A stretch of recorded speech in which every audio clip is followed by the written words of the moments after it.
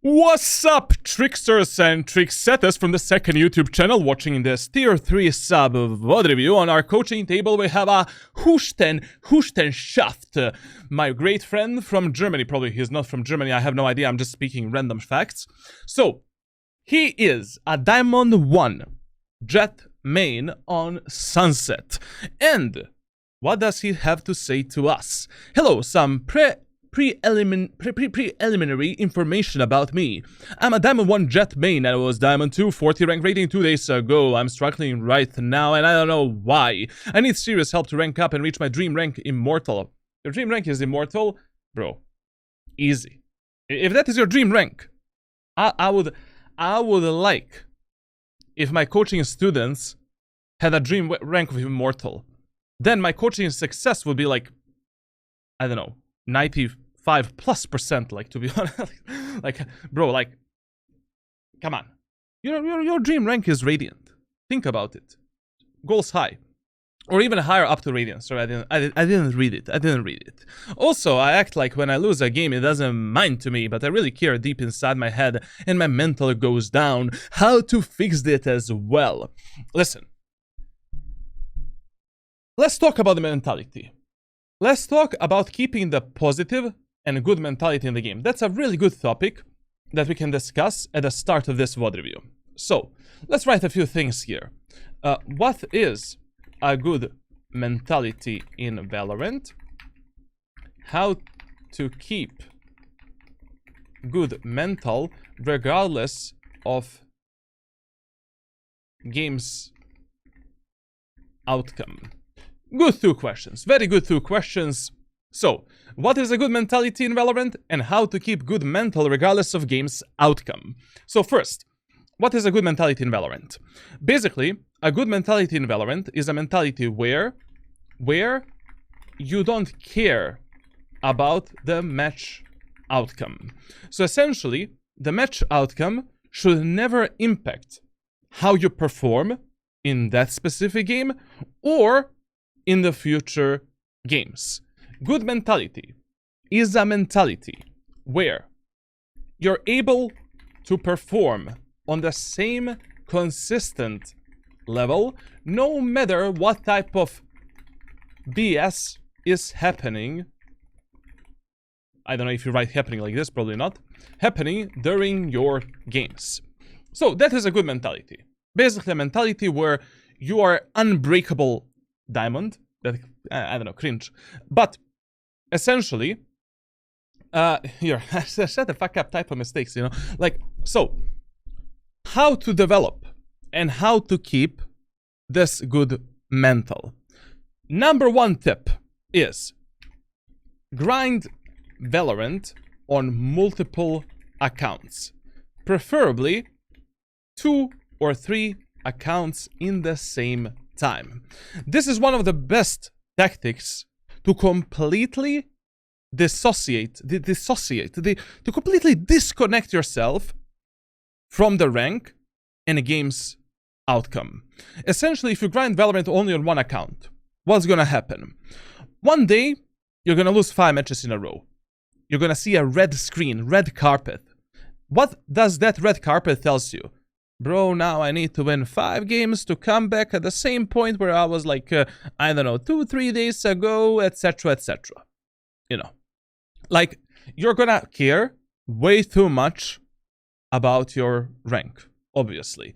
If you have that mentality of having a main account.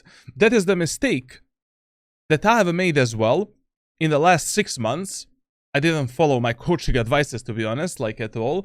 And that's why my mental was really horrible. Now, when I'm grinding on 2 accounts simultaneously, my mental is 10 times better. Why? I'm never gonna see a red carpet. Even if I see it, like, it doesn't matter that much, like I have more accounts to grind on. And essentially, this is very fucking important. Especially if you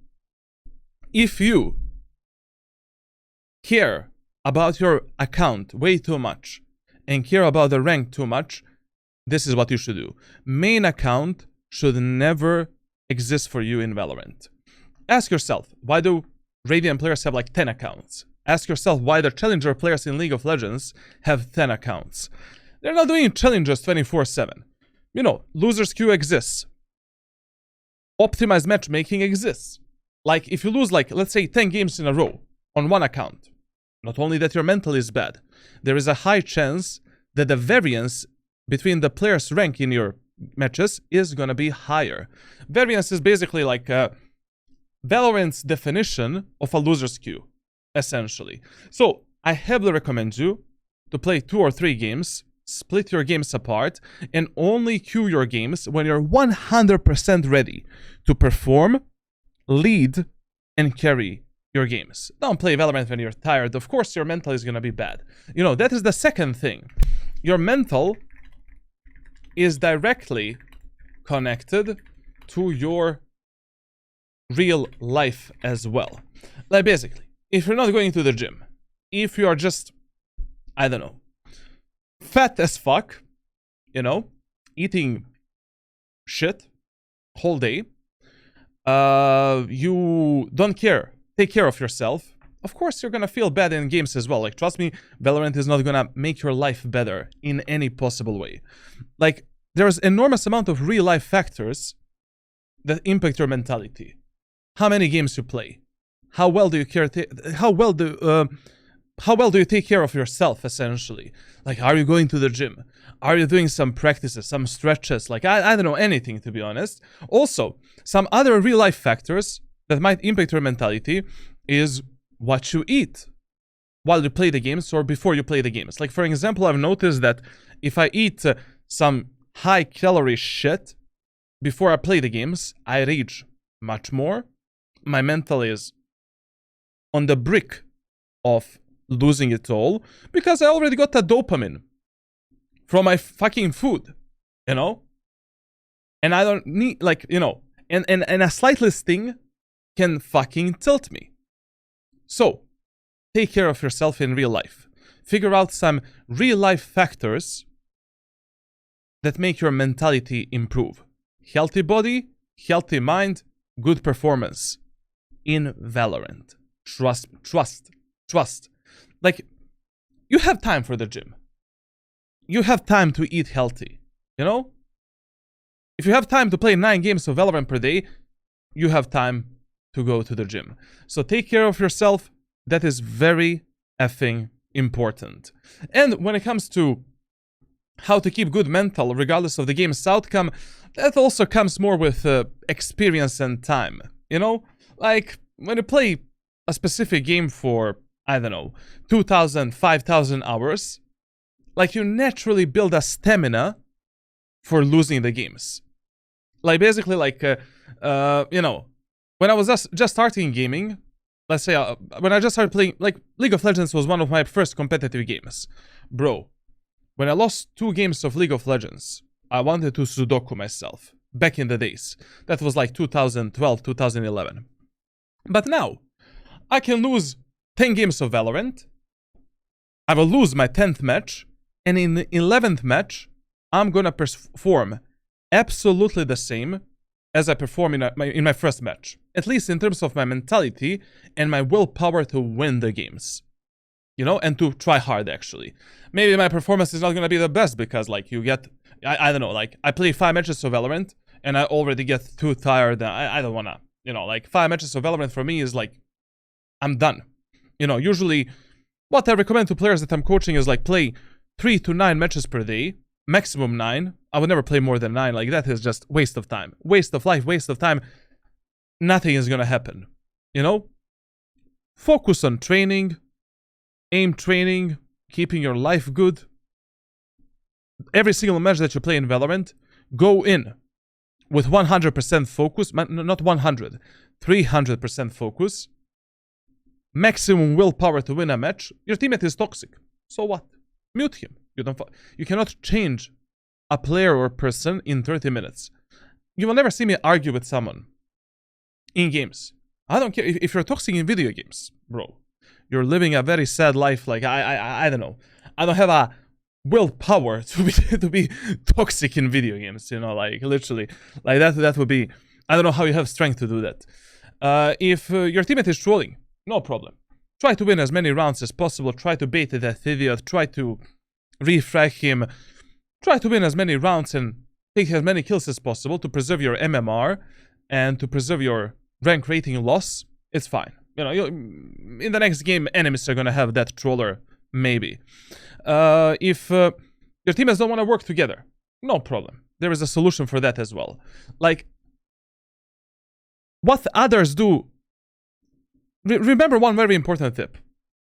What others do in your life, as well in the game, should never impact how you feel or how you perform. You can, you know, the decision making of other people, that's their decisions, you know. Like, we all think differently, we all behave differently, like, you know, let them be. If they have a sad life, you know, report them, you're done with it. But others' decision making is not yours decision making. You should be positive, hyper focused on your self-improvement, self-performance in the game. Try your best. Done. Capish? All good. This topic is very vague. Vague.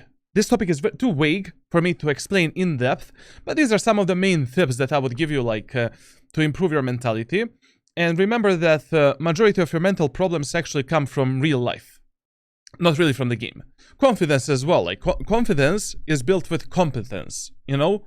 As you become a better player, as you're developing your game knowledge, your mechanical skill, your decision-making, team play, and adaptiveness, you will gain more confidence. You cannot gain confidence over the night, you know? Maybe if you gain confidence in real life, you know, ask yourself, what makes you confident? Looking good? Going to the gym? Fine, good. Knowing things, reading, I don't know, developing your brain, do that. Like, there's always some kind of a fix for confidence, mentality, and attitude of the players, and communication as well. Like, all of these psychological factors can be fixed in some kind of a way. Now, I really don't know what is the fix for you, because I don't know you. I didn't coach you. I mean, I'm just doing a VOD review here, so, you know, I need at least 5 coaching sessions to meet a player, both in-game and outside of the game. That's why my 1 month coaching actually lasts for 5 sessions. Like, and it's spread around across like 1 or 2 months. I need to meet you, you know, to give you the best possible advices, both inside of the game and outside of the game as well. Because, you know, there's a lot of topics to actually discuss here. Now, there's no more questions from this guy, so we can move into the Valorant tracker review. His name is Submissive. That's already a mistake. Bro, you are submissive. You should rename yourself to Dominatrix. Dominator of solo queue. Why submissive, bro? What the fuck? Nicht verstehen. Nicht verstehen. What's submissive, bro? First mistake. And rain a picture there. Come on, man. You know, you ain't submissive, bro. You're on the other side. In that BDSM lobby. Think about it. You're like... You know, you're not like... Oh, daddy. Oh, daddy. You get the point. Kids are watching the show. So, let's see the tracker. Performance-wise, let's see. Okay, solid playtime. Like we started in episode 4, we didn't play that much. We grinded from Iron 3 all the way to Diamond 2. Not bad, very good. Now, one thing I need to tell you, man, like, is if you truly want to improve at Valorant, you need to invest at least 2 or 3 hours per day to keep up with everyone else. You know, you need to have at least like 15 to 20 minutes of a proper warm-up, around, I don't know, 30 to 60 minutes of aim training after your games. You need to play at least like 2 or 3 games of Valorant per day, and you also need to do a bit of self-VOD reviews, develop your brain, develop the game knowledge, watch other players play, etc, etc. So, you know, 66, 16, and 51 hours, not really that good, you know? Like, basically, what I say to the players that I coach, if you don't have at least like, I don't know, 180 games played in one act, you cannot expect fast improvements. I mean, with this playtime, and with my private coaching, I can probably get you to Immortal 3 in 2 or 3 hours. You know, like this. You know, it's whatever. Like, getting Immortal 3 in this game is a fucking joke. Literally a fucking joke. Like, players up to Immortal 3 are mentally ill. Brain dead. And even after Immortal 3, there are some problems that you can abuse. But, generally speaking, like, no. Consistency is very important. And consistency is built by playtime, training, consistent, you know, training as well. Now, your statistics are absolutely dog shit. Everything except your headshot percentage is fucking dog shit. KD, for a duelist player, unacceptable. Unacceptable. ADR, for a duelist player, unacceptable. And this is the biggest fucking problem. What this tells me here is that you are dashing in some kind of a fucking stupid way, taking a kill, or maybe not even taking the kill, and dying alone like a potato. When you're playing Jett, your job is not to enter the bomb site and take a kill immediately. Your job is to enter a site, survive, put the positional pressure onto the enemies, and wait for your teammates so you can play fucking together. If your teammates are baiting you, you adapt to your teammates. You don't need to go in fast. Play slow. Essentially, your duelist gameplay should always be adapted based on what type of teammates you have with yourself. Always. And we're gonna see what you're doing on the attacker side. But this law of a KST tells me 3 things. Number 1, you're dying in some kind of a stupid ways because of positioning, executes, retakes that you do, like probably your utility usage is not the best. Number 2, your team play is extremely bad. Like on a very, very low level. And you need to work on better team play and better adaptiveness as well. And number 3 is like, you're not a very, very valuable asset to your teammates. You know, like with a Jett, you know, yes, your job is to go for the frags, like try to punish the enemies with the dash ability and stuff like that. But you need to be smart while you're doing that. You cannot just activate the dash ability, swing out and die like a potato, you know? Like, your headshot ratio is really fucking high. 32% in Diamond 1. 49% on Vandal. Bro, if I had this headshot ratio, I would be like rank 1 Radiant. Essentially. Like, you are doing something terribly wrong. And we're gonna see what the terribly wrong thing is actually. Now, let me see some other statistics. Very fucking bad. Very fucking bad. Wait, so you played... Oh, yo. Okay. Clutch percentage is really low. Okay. So what do you play? Mainly like Jett, Omen, Reyna, Cypher, Jett, the guy is a Jett main. I mean, to be honest, you know, you can insta-lock Jett on every single map all the way up to Radiant and just carry your teammates. You know, literally Jett is still like S+ tier agent. If the Jett suits you and you love playing Jett, sure. You know, you can play Jett on any map and just carry your team. I'm not going to be discussing which agents you should play on different maps because you just love playing Jett and Jett is your main agent, so, you know, it is what it is. Weaponry. Oh, this is horrible, man. This is terrible. Your impact in semi-rounds and eco rounds is abominational. Bro, do you know why you have such a low impact in semis and eco? Because Sheriff is your main weapon 100%. You just force a fucking Sheriff in eco and semi-rounds and you're like, yeah, sure, you know, I'm gonna one-tap everyone. Bro, especially if you want to main Jett, you need to become the John Wick of Valorant. Up here, in the top 7 weapons, should be Vandal, Classic Pistol, Sheriff, Stinger, Operator, Outlaw, Shorty. If these 7 weapons are not in the top 7, your versatility as a player is extremely low, and you're not a very valuable asset to your teammates in every single economy round. Like, I don't play eco rounds and semi rounds in the same way I would play a full buy round. You know? Like, you cannot always rely on the one taps, trying to delay the enemies. Like, you need to play smart. Like, where the fuck is the shorty? Non-existent. Zero kills. Stinger, you're not even using it. You're using a fucking Spectre still. With a Jett? Are you crazy? Operator, 22 kills. 22 kills. Like, deathmatch. Practice range. Aim training. Pick up the Operator a bit more, man. Operator is a free elo stick.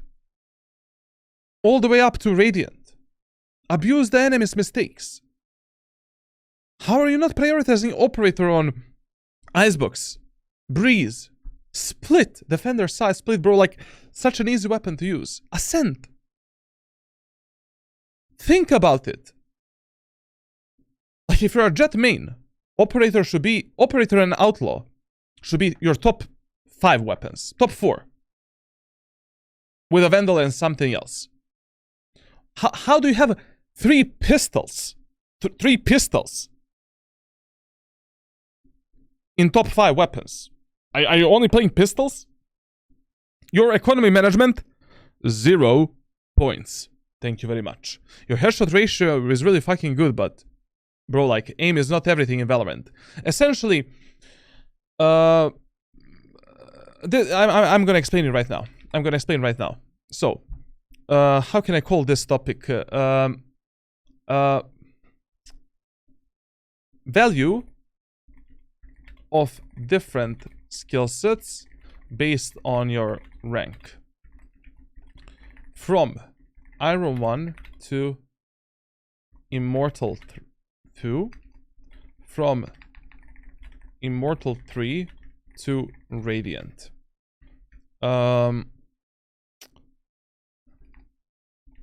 Equals 80% other skill sets and only 20% of mechanical skill. Equals 50% of other skill sets and 50% mechanical skill. Okay, so let me explain this. So, value of different skill sets based on your rank. When you're going from Iron 1 to Immortal 2, 80% of your gameplay should be focusing on other skill sets that are completely disregarding your mechanical skill. What do I mean by that? Like, there is always something better that you can do before you take a 50-50 fight with the enemies to make that fight easier and work in your favor. So basically, going from Iron 1 to Immortal 2, movement, positioning, angle holding, tips, tricks, rules, strategies, map knowledge, agents knowledge, proper economy management. All of these things matter quite more than your raw mechanical skill. Like, your raw mechanical skill should be only 20% of your gameplay. When you're going from Immortal 3 to Radiant, this completely equalizes itself. Like, you need a very fucking good mechanical skill to reach Radiant and to contest these, kids. So then it's like 50-50. But up to Immortal 2, you need to develop everything else. And it is so easy reaching Immortal 3 by abusing other skill sets rather than relying on your raw mechanical skill. Aim is the hardest thing that you can improve in Valorant. Absolutely the hardest. Like, not everyone can be Tense. Not everyone can be Scream. We all have different skill ceilings in terms of our mechanical skill. Maybe your skill ceiling is not allowing you to be that good of a mechanical player. Like, I'm like a bottom of Radiant in terms of mechanics. And that's why whenever I'm a hard stack like 700, 800 rank rating Radiant player. I cannot go above 700 or 800 because my aim is not, I don't know. Like, it's just not good enough. But to be honest, I'm not aim training at all, so that's another problem. Like, I'm trying to fix that right now. So this is how, you should look at the things. I like that your headshot percentage is so high, even though it doesn't mean anything. Headshot percentage is such a pointless value. Like, but still, think about it. think about it for a second. Okay, we can move into a VOD review. Let's see what the guy is doing. Valorant Sunset.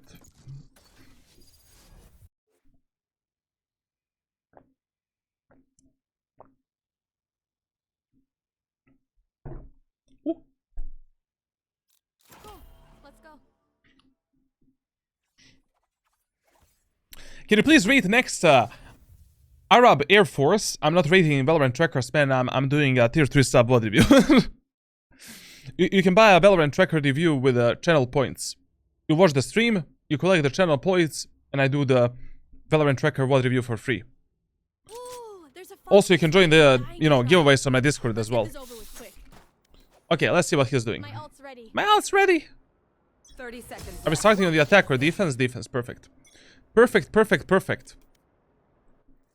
Okay, let's start with the VOD review. Sunset, Defender side. First round. Let's explain how to play Sunset on a Defender side. Rule number 1. Sunset is a fast rotation map. So basically on this map, B site and A site control don't matter to you at all. Everything is about punishing the enemies, preserving the numbers, making sure that you're playing a proper refrag game with your allies, and market control and top mid control are extremely important. If you lose the information here and information here, the round becomes 10 times harder. That's why you should prioritize these two positions over the bomb sites at any moment of time. And when you're playing A site, elbow control is far more important than the short control. Now, your default bomb site on this map is the B site. What does that mean for you? B site is the site that you prioritize defending when you have no idea where the enemies are going to go next. And the B site is a bit easier for the post plant and push in general because it's a lot cleaner, especially if you don't have a cipher in your team or enemies don't have a cipher. That's it. Now, rule number 3. You need to play a semi-aggressive playstyle when you're on a defender side. Like, you need to fight aggressively, either for the B main control or A main control with your teammates. You cannot give all of this space, mid, A main and B main, to the enemies and just tuck yourself into the bomb sites and hope to win the round. With all of this information, what do you do in the first round? You always start in the market. So, what I recommend you to do is the following. Start in the market, close the doors immediately, and focus on defending the B set and B main. If the enemies are going A, do a fast rotation through the CT or through the top mid, and essentially help your teammates. B set is far more important for you in the first round than A site. Now, what should you buy with Jett? To be honest, you can buy whatever you want. What I prefer doing is like buying a classy pistol, light shield, 2 smokes. Sometimes I love to play a classy pistol shorty strategy right here. Ghost with a smoke is also fine. And Sheriff is also fine. You can just force a Sheriff if that's what you like to do. All of these buy options are fine depending on what is your playstyle. I personally believe that classic and 2 smokes is the best option right now because it's so easy to close the gap with their Jett. It's so easy to triple shot the enemies and just delete them. If the enemies are pushing A, anyways, one of your teammates is gonna die. You're gonna pick up their, ghost or Sheriff from the ground, and you're gonna have a ghost with a light shield, and the story goes on. It's really up to you. My personal preference is either Sheriff without anything, or classic light shield and 2 smokes. Now, let's see what he's gonna do in the first round. And we're having an instant mistake. He's playing A site. He's playing A site and they don't even have a cipher on B. Oh, and they're not even closing the doors in the first round. Oi, oi, oi, oi, oi. Oi, oi, oi, oi, this is not gonna be fun, man. This ain't gonna be fun. Oh, he's using my crosser. Oi, oi, oi, oi, oi, oi. And they are pushing B. Also, I need to share one more tip with you. Based on my analytical data from ranked solo queue, yes, I'm a fucking nerd. In the last 4 years, I've collected data about every single map, every single elo. I have like a whole book. Like I have a Word document and Excel document of like 5,000 pages. Okay, maybe it's not 5,000, maybe like it's 2, but 70% of times, 70% of times, in the first round on Sunset, enemies are gonna hit you either on mid or B. And that's why you should start at market. Especially if you don't have a Cypher. They're definitely gonna go B. Like, there's no fucking way they go A. And only 30% of times in the first round is gonna be the A push. Done. And also, I have, like, my dude just wasted the dash ability to rotate. What the fuck? Never, like, no, don't do that. We need this dash ability, bro. We need this dash ability to fight now. Imagine, like, now, if you had a dash ability, like, this would be really good. Spike down B. And imagine if he purchased the classic with a light shield and 2 smokes. He would have 2 smokes, light shield and sheriff. But trust me, like, in the first round, you know, on 90% of maps with Jett, you should just go classic light shield and shorty or classic light shield and utility. Like, there's always gonna be some mentally retarded teammate that's gonna die. You're gonna pick up their guns and, you know, you have a... You're a juggernaut in the first round. Okay, he doesn't have an idea. Minimap awareness is very low as well. Okay, listen.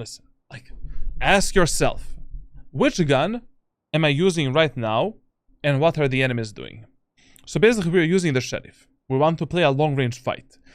Okay, you're pushing to the site right now is okay. Why? Because we have a deadlock wall, and enemies are trying to destroy the deadlock wall. But how we pick the enemies right now is gonna be crucial. Okay, that was not bad, even though I would much rather prefer if you actually jump spotted the enemies and then went for a fight.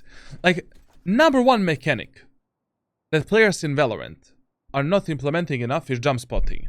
Bro, if I have no idea where the fuck enemies can be here, it's 10 times better to jump spot. Aha, Cypher is there, plays a crosshair in the wall, bam. Peeker's advantage, maximum. Crosshair placement, perfect. Bam. Easy kill. What's the problem? Why do you need to rely so much on your flicking, tracking, raw aim? You know, reaction time, good crosshair placement, good peeking technique, jump spot. Delete that enemy. If that Cypher was any good, he should have actually killed you there, to be honest.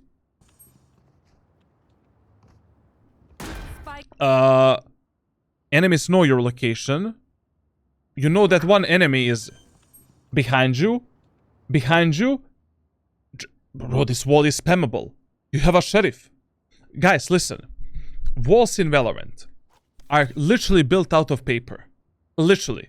Like, you can spam them with almost any gun, and they are spammable extremely deep. Like, basically, this wall, you can spam all the way here and still kill an enemy that is planting the spike there.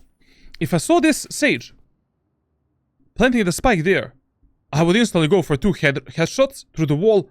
Bam, bam. That Sage is dead. Let's prevent the spike plant so that our Phoenix that is lurking has more time to help us. And then, when we kill the Sage, we can just turn our focus for the backside. Phoenix is coming through here. And that's it. Why are we keeping our location a secret? Enemies already know that we are backside. We killed the Cypher. Plus, one enemy is jumping right here. This is a bad game decision. Spike planted. Oh. But one guy must be market. One, like, your game awareness is very low, man. Very, very low. Like, right now, when the Jett is pushing left side, you need to watch the market from this position for your Phoenix. Like, One enemy remaining. you need to watch the market. Actually, Phoenix is even in the B main. Like, I don't know why you're watching the CT. There's no way that enemy Phoenix is CT. You know? Like, the best gamble here was, like, he's either market or B main. And even if he's CT, he's gonna need a lot of fucking time to, you know, come from the backside to contest you guys at the front of the site. If he's going slow, you know, shifting. Help your teammates out, man. Good round by the Phoenix. Good round by the Phoenix. Spike planted. I wanna see this fight again. Okay. Okay, we'll talk about his aim a bit later. Now, in the second round of Sunset, usually, no matter what happens in the first round, you want to play market again. You know, we don't know where the enemies are gonna go. Basically, no one can tell you in the second round what the enemies are gonna do. And the best bet is to play market. And what I love to do with Jett, I just force up the Outlaw with the Light Shield. Outlaw, Light Shield, utility. If you save some kind of a pistol from the first round, that's it. Like, Outlaw is the best anti-eco weapon for the second round right now. You need to master him and you need to use this weapon. And also one of the best bonus round weapons.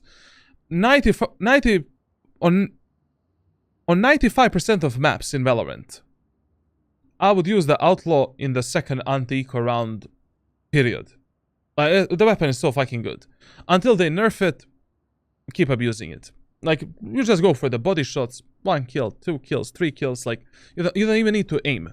And if you keep the Outlaw for the bonus round, and enemies force a bit in the second round, so they don't have a heavy shields in the bonus round, in your bonus round, like, once again, you just go for the body shots. And it's so easy to also go for 2 fast shots and kill an enemy. Buy the Outlaw, play the market, abuse the long-range weapon, and that's it. In this round, we really don't know where the enemies are going to go and what type of pattern they're going to abuse. And also, in the second round, you should never have a fucking Light Shield. If you're not buying an Outlaw in the second round, you always have the Heavy Shield in the second round no matter what. I don't want to see a Light Shield. Like, you didn't win the first round so that you're in a disadvantage in a second round. You know, you don't want to die from the classic pistol, 2 headshots. You don't want to die from, I don't know, like, Sheriff 1-tap on 30 plus meters, 20 plus meters. Like, if you win the first round, in the second round, if you're buying Outlaw, you need to go with the Light Shield. Because usually you won't have money for the Heavy Shield. And if you're not going Outlaw, if you're buying a Spectre, Stinger, Judge, Sheriff, Marshal, Bulldog, Heavy Shield is must have. Like, this is a very poor economy management, man. What's this, bro? Fuck the 2 smokes in this round. This anti-eco round, you're not winning with utility. You're winning it with a gun advantage. Think about it. Think about it, bro. Okay.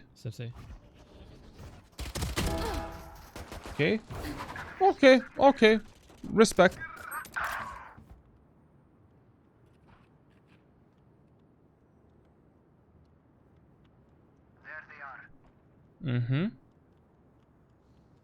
Okay, listen. Generally, when you're playing eco rounds in Valorant, as soon as you make a numbers advantage, fuck the map control. Like, essentially, right now, it's way too dangerous for you to stay on the A side because you can die from elbow and you can also die from A short. Like, I will always, when I have the true numbers advantage in an anti-eco round, your primary focus is compensating the mistakes of your allies. Generally speaking, that is the rule that you should follow whenever you're playing against the enemies that are eco and halby. Let me write this down. So, whenever enemies are eco or halby, you prioritize team play over anything else. Your main focus is compensating every single mistake from your allies that might potentially lose you this round. If you make a true numbers advantage, so right now you're 4v3, let the enemies plant the spike. Who cares? We have more utility than them. They're playing an eco round. Done. You know? Enemies are fucked. We can easily play a 4v3 retake against the enemies that are eco and halby. But here, losing our life and our teammates losing the life as well, that might cost us a lot. One thing that I've noticed is definitely your map awareness is not really the best. Like, you need to focus a bit more on what your teammates are holding, what they're pushing, how they're playing, where are the enemies. Like, I can immediately tell that your map awareness is 0. There is multiple different ways how we can fix map awareness. Like, maybe, you know, after this VOD review, I'm gonna share with you some kind of a training for map awareness, and also some kind of an aim training, depending on the mechanical problems that you have. But, you know, one simple thing that you can do to fix map awareness in Valorant is like, at least once per day, open up the notepad, and during the match, try to focus on intaking as much information as possible from the minimap. Where are the enemies? How they're playing? What is their playstyle? Where they love to go? Where your teammates are dying? How much success they have defending something or pushing something? Like, essentially, it's so easy to fix map awareness. Like, there's like 5 or 6 different trainings that you can do to polish that out. But you don't have a very good game decisions based on what your allies are doing. You see here, your Phoenix is pushing the A short area of the map. Push with him. Fuck the elbow. You can hold the elbow from the A short as well. But if you're not close to that Phoenix, Spike down, right mid. now, he can die in some kind of a 1v1 fight and lose his life. Remaining. Don't go alone. Don't go alone. It is an anti-eco round. Okay, now Sova is actually coming, so it's okay. Sorry, my mistake. My mistake. And if enemies tell you that someone is AFK, never trust them. No, no, no, no, no, no. In ranked solo queue, you don't trust your teammates. You don't trust your enemies. Even if your mother is playing Valorant with you, you don't trust your mother in Valorant. Nobody. Nobody. Check the left corner. Behind you, man. Behind you. Maybe Jett is like backstepping you right now. She's probably mid. Behind all of you guys. Play with the Sova, 30 bro. seconds left. Like, listen. Whenever you have true numbers advantage in Valorant, stick to the anal cavity of your teammates. Because another mistake that players make in ranked solo queue is they don't know how to play on refrag potential. Like, if you already have a true numbers advantage, what is a true numbers advantage? 5v1, 5v4, 5v1, 5v2, 5v3, 4v3, 4v2, 4v1, 3v2, 3v1, 2v1. Those numbers are present in the game. You don't care about map control. You don't care about anything except playing a proper refrag game with your allies. If my Sova is in B main, Phoenix is in the B CT spawn, whatever, I will stick to the butthole of either my Sova or my Phoenix. So even if one of these guys dies, at least I can play a proper refrag with the last remaining ally. But now, if Jett isolates a 1v1 fight with a Phoenix, 1v1 fight with a Sova, 1v1 fight with you, we can lose this round. Don't give the enemies this opportunity. This is how I clutch like 70% of the rounds, like up to Immortal 3.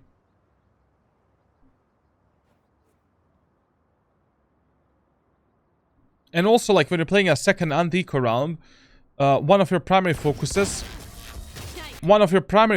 in the second anti-eco round is like preserving the weapons and economy. Like, in the second round, you want to make sure that you're not losing more guns than what you should actually lose. So we have good economy for the bonus round, a lot of good weapons for the bonus round, and then in a fourth round, baby, our money is like, ooh, we're like, you know, swimming in money. A bit of luck here. To be honest, this Jett could have been anywhere. You know, he could have been mid. He could have been behind the Sova, fighting Phoenix, like anywhere, literally. Play with the teammates, close out the rounds, preserve the economy. Done. Okay, so in the first round, enemies went B. In the second round, they tried to do some kind of a split on A. or they just play default. So in this third round, it is totally fine that he's playing A side because chances are around 60% that enemies are actually gonna go A and abuse the AB pattern of pushing. To be honest, like in this round, chances are like 60% that enemies are gonna hit A and 40% they're gonna hit B. And in this round, you know, yes, we can play elbow. We can try to do the same shit, why not? And we're playing with deadlock. Follow protocol.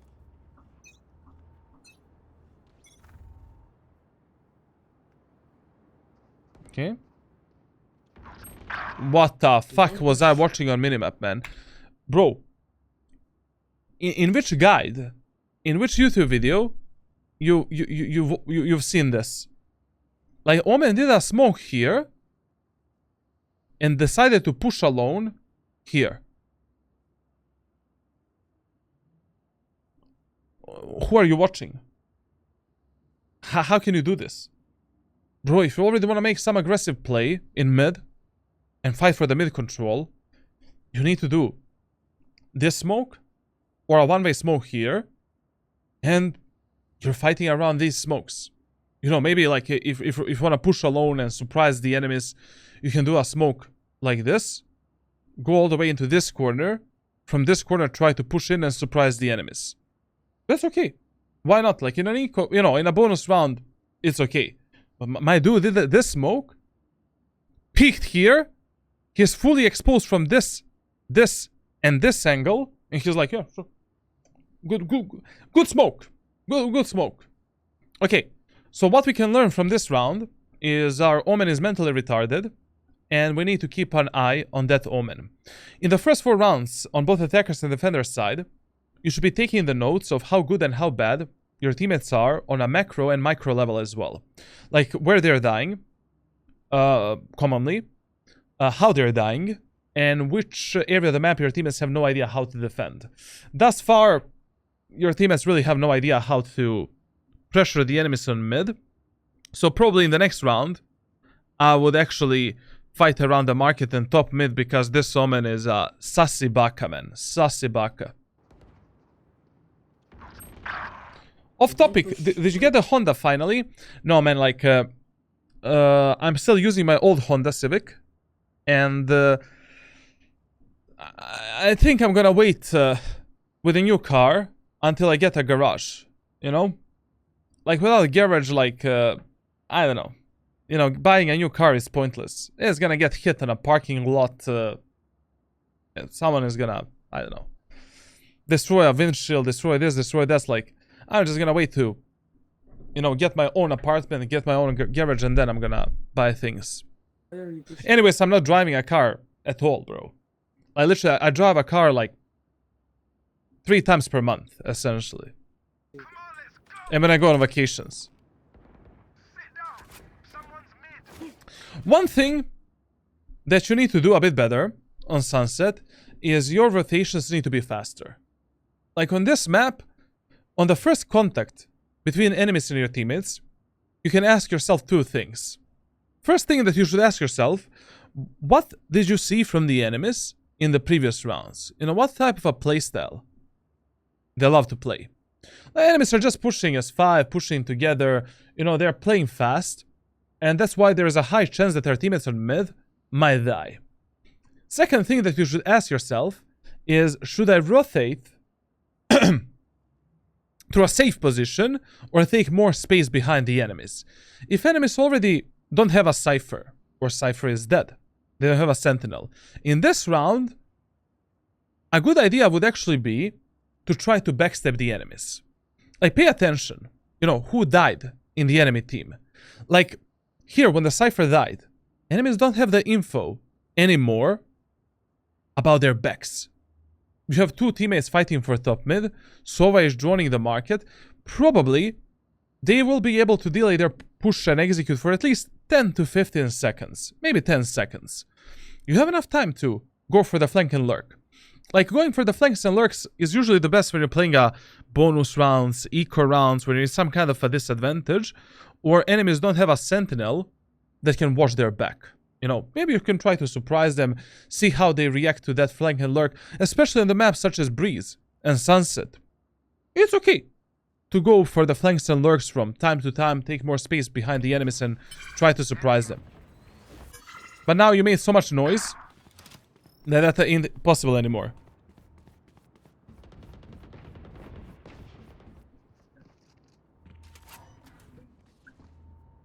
Bro, enemies are on the B side, man. Like, what the fuck are we watching in A main?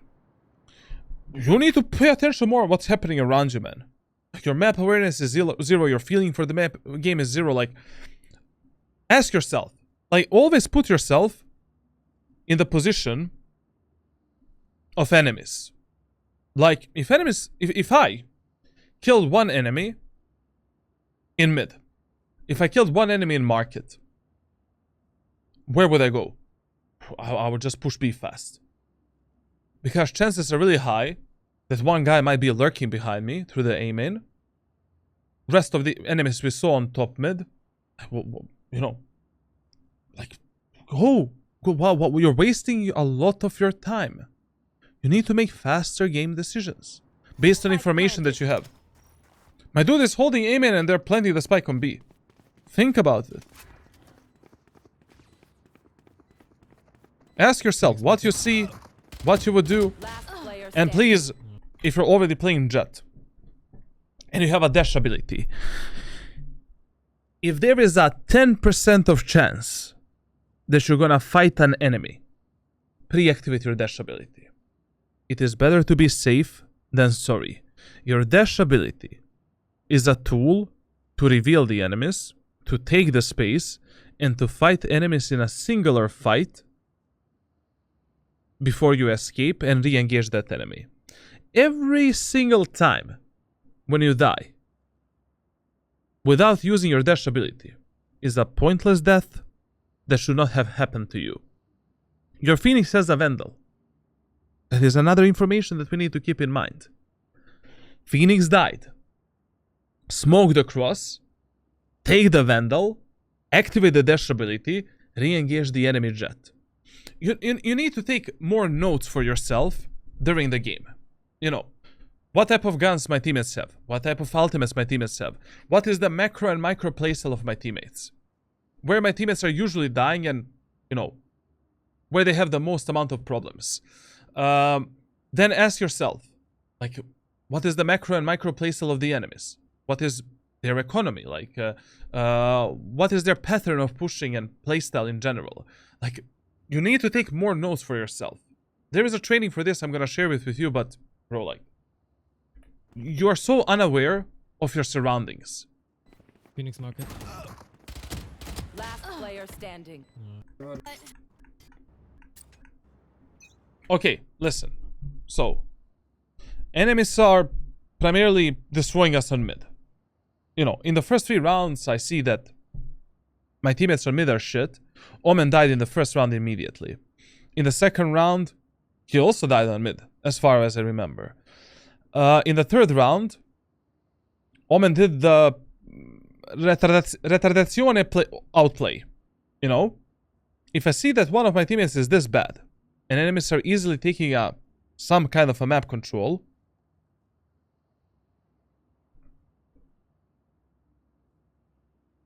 Fourth round, I'm playing in market and compensating every fucking mistake that my teammates on mid are gonna take.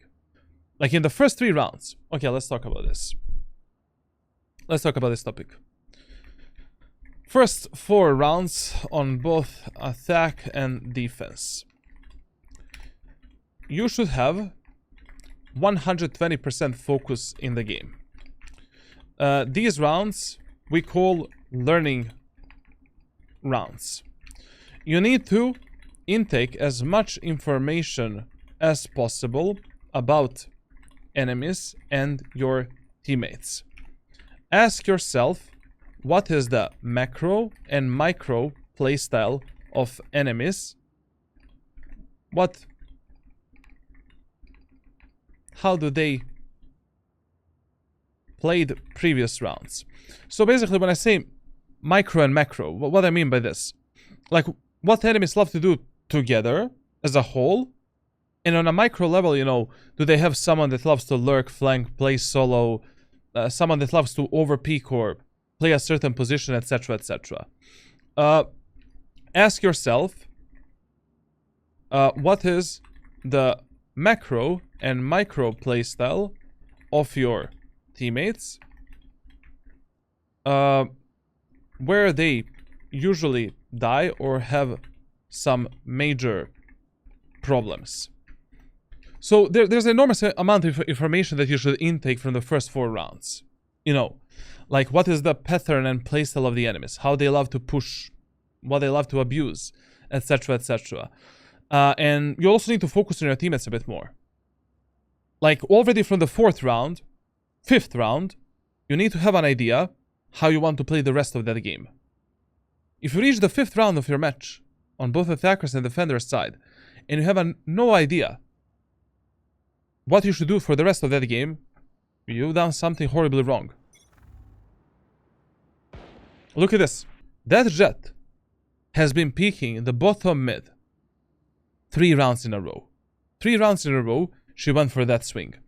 If I was playing this game right now, what I would buy in this round is I would buy the operator, light shield, and that's it.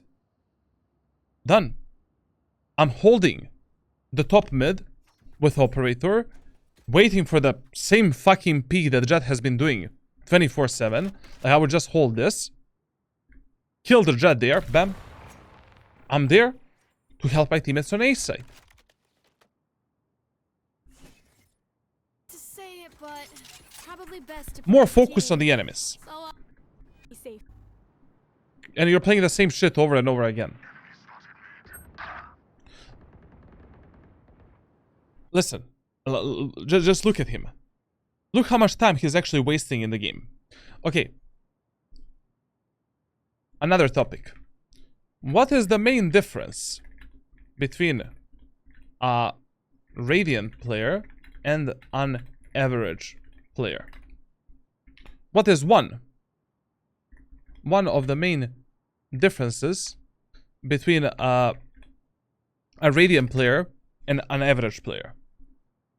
The amount of time that you waste during your gameplay.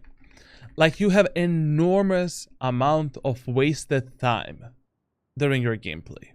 You're either not doing something proactively, you're not following up your teammates, you're not paying attention on what your teammates are doing. Like your impact is very low. Like look at this. Like your Phoenix pushed all the way A main area of the map. Look where your Phoenix is. What are you doing in elbow? Who are you holding? Like, I don't know. Jesus Christ. Like, enemies are ghosting through the walls. Come on, bro. It's B, go B. Please start pre-activating the dash ability before every single fight. Like, when you have a dash ability, you're fighting 1 or 2 burst fires, and if the fight is not working in your favor, get the fuck out, reset yourself, and that's it. Like, right now, enemy Phoenix is pushing us. We want to activate the dash ability, maybe hold a tight angle here, go for the burst fire, reposition, go for another peek, burst fire. We either took the kill, or we didn't take the kill, but we are safe and alive. And now we can re-engage that Phoenix in a 3rd gunfight. But what you are doing is you just, you know, I'm just gonna swing, commit to the fight, and you fight only 1 gunfight. Like in a game of Valorant, especially on a defender side, one of my main goals is to fight as many different safe gunfights as possible before I commit myself to some kind of a 50-50 fight. So basically, there are only 2 types of gunfights in Valorant. So let me talk about that. There are 2 types of engagements in Valorant. We have 70-30 and we have 50-50. So 70-30 engagements are engagements where you hold tight pixel angles as much as you're reaction time allows you, holding the elevated positions with some kind of a drop-down position, engaging enemies with some kind of an ability, fighting enemies together with your teammates, playing some kind of an off angle and from an off angle trying to kill the enemies, fighting singular gunfights where you don't need to fully commit yourself to the fight, etc., etc. You want to fight as many of these fights as possible before you end up in some kind of a 50-50 gunfight. So you want to apply as much damage as possible to the enemies and take as many possible kills before you end up in a 50-50 fight. But what you are doing is every fight is a 50-50 fight for you. You just swing, you just peek. Play smarter, you know? Look at this now. Okay, now we activate the dash ability. Ooh.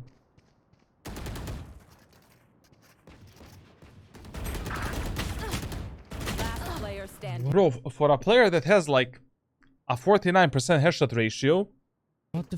What the fuck, literally. Spike planted.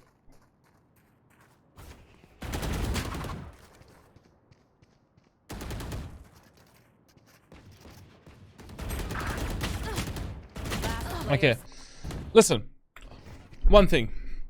Spike planted. So here, when you have a dash ability with Jett, especially when you have a dash ability with Jett, and you know approximate location of an enemy, I usually recommend you, instead of jiggle peeking the angles, go for a bit wider swing and abuse the peeker's advantage in this game.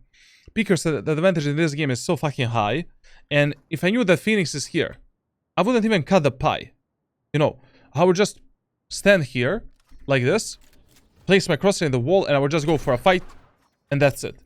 If the Phoenix is left, I would just flick to the left. You know, when I do this, I would just do this, dash out. Now, when you're holding the angles, you don't really want to hold them this close to the wall. You know, like if I'm holding some kind of a tight angle, like this for an example, I usually place my crosshair on the ending position of the enemy's peak. So if enemies are peeking me from left to right, I will place my crosshair more towards the right position so I can catch their movement if they're going for some kind of a fast peek or Ferrari peek. And if they're going for a jiggle peek, you can just micro-correct yourself and take that kill. And generally speaking, you know, like, here the main mistake was like, just the confidence in the peak was really low here. I mean, what main mistake? Like, why the fuck are you playing on A set in this round? Like, what am I talking about, to be honest? Oh, no, the A again, bro. Listen. You need to have an impact in the game. If you're already not doing something proactively, you know, punishing enemies somewhere, taking the space from them, focus on compensating the mistakes of your teammates. How many times are we gonna lose the mid in this game? Every round? I mean, in this round, the highest chances that enemies are gonna push something fast with the Phoenix ultimate. So it's okay that he's playing like, you know, on the A side, but still there is a chance that our Omen is dead. Get out of my way. It's B. Come B, guys, please. Yeah, no worries. Please. look at the minimap. Look at the minimap. Look at the Omen, look at the Jett. Please. Bro, Deadlock is fighting the war, man. She is in the trenches, like, you know. Joke's over. You're dead. Like, when you're playing on a defender's side, these type of, like, you want to...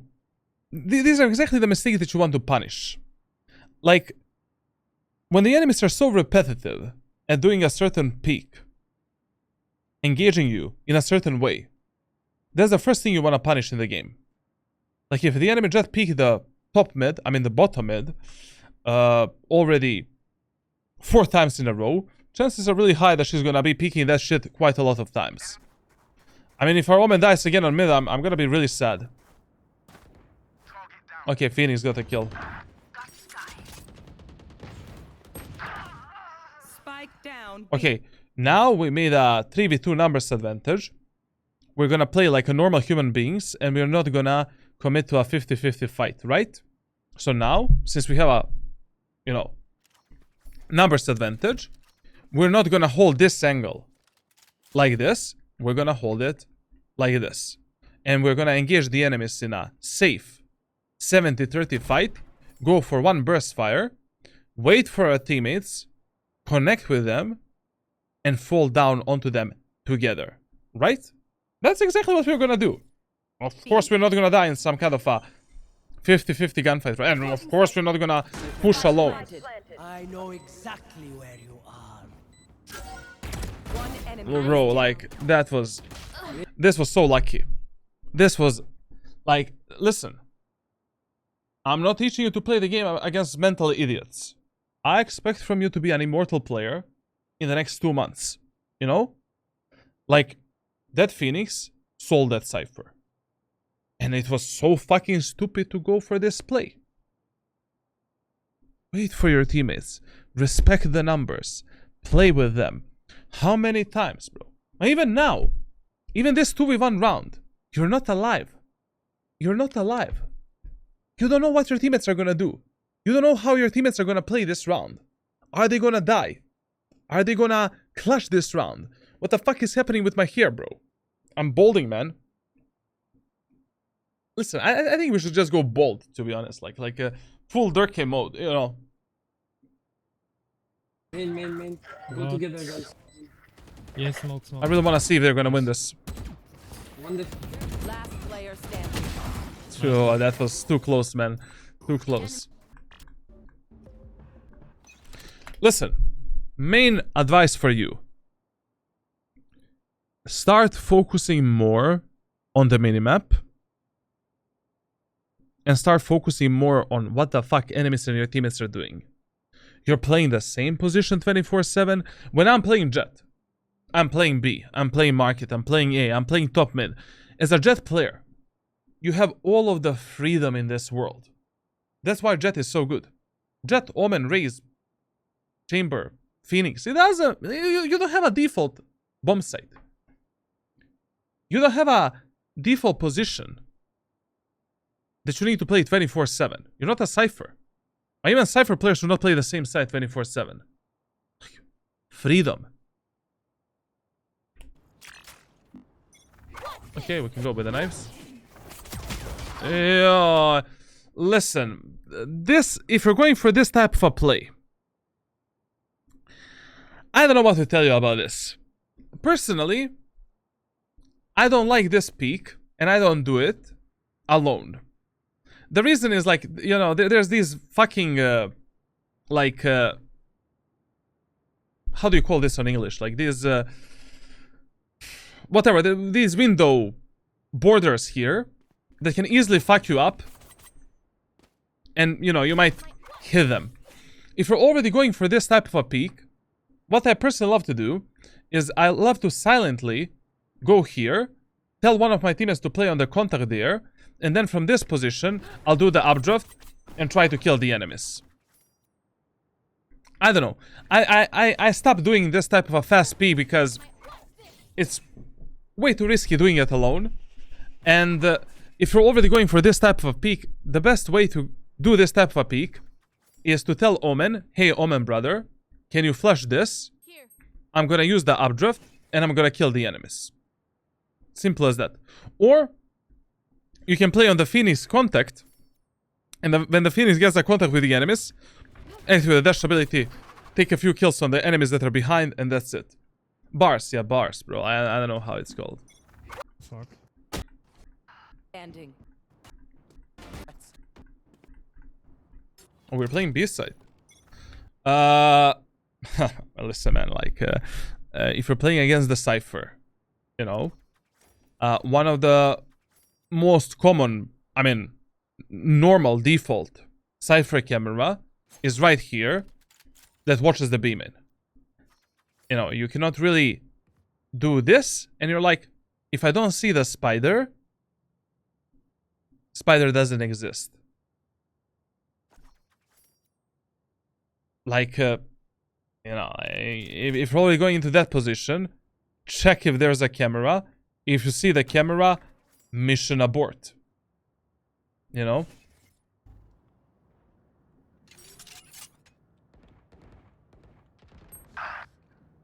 Okay.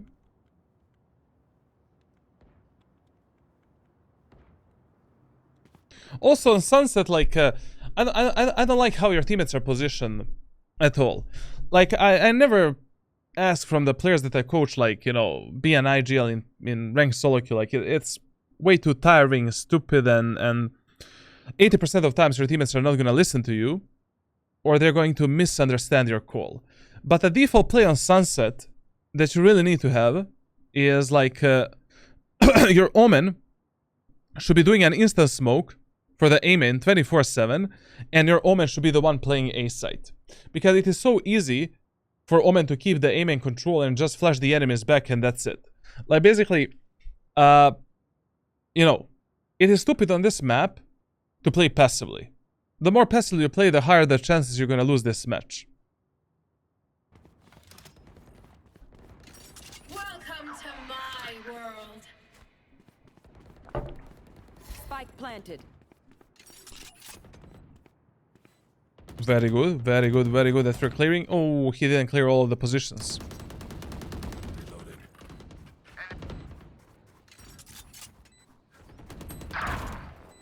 Revealing area.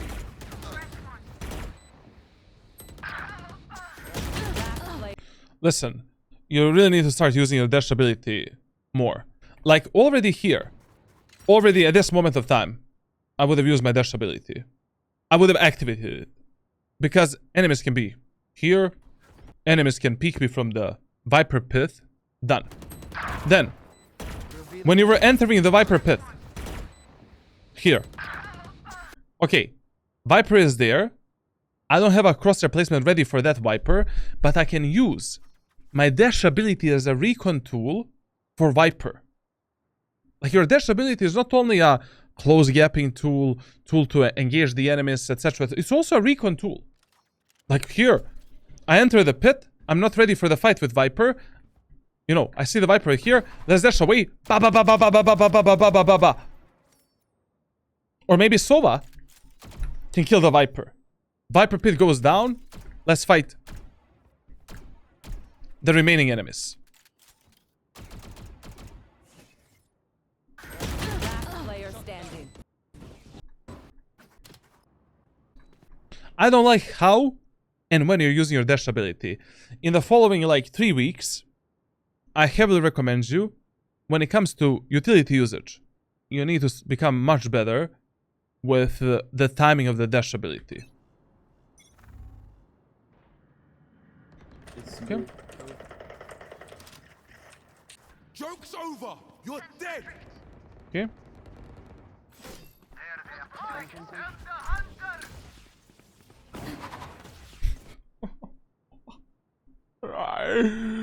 Oh, bro. But can we just... I mean, if you're already afraid that maybe some enemy can be mid, just smoke yourself out and cross, bro. Like, you know, why are we using dash ability to... Like, what the fuck, bro?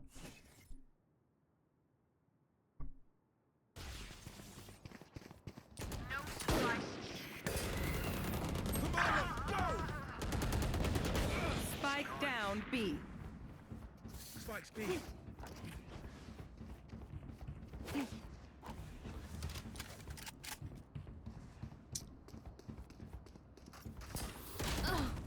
Bro. I don't know why you're pushing so much. Listen, okay. Let me explain you another thing. So, when can we say that we have true numbers advantage in Valorant? When we are 5v1, 5v2, 5v3, 4v3, 4v1, 4v2, 4v3, 3v2, 3v1, 2v1. True numbers advantage. You're playing when you have this advantage. You're playing CS2 instead of Valorant. You're only focusing on clean gunfights and compensating mistakes of your teammates and making sure that we can refrag each other's out at any moment of time. You want to stay away from using any unnecessary utility that can split us into 1v1 gunfights or potentially fuck us up based on timings. So if we're already 4v2, we know that enemies are in the B main. They can start rotating to A. Omen is here, right? Phoenix is CT, right? Jett is here. You is there. And Sova is market.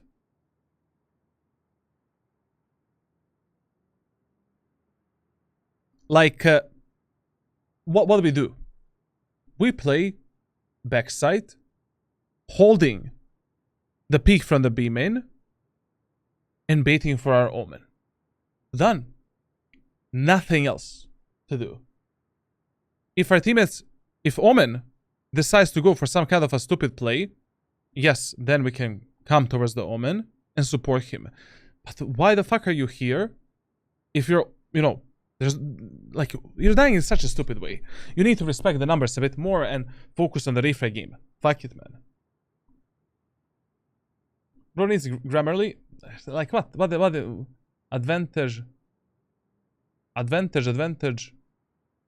Like, what did I fuck up? Unnecessary? Like this?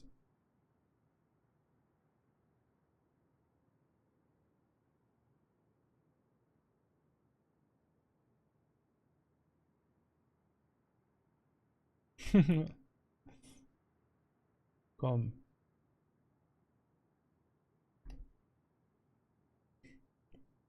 Sorry guys, I'm really tired. Fuck that, I don't know. You know what I mean. Shut the fuck up.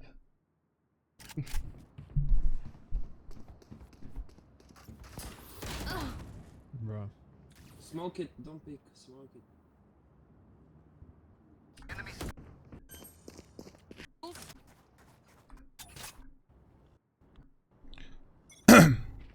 Let me see one more thing. Pick, smoke it.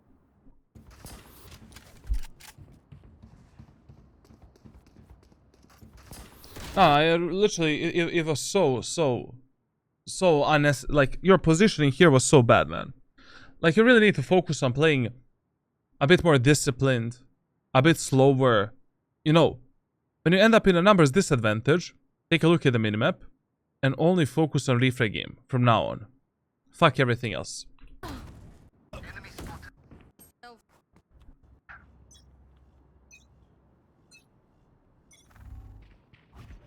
So sweet. And these type of mistakes, you need to compensate, man.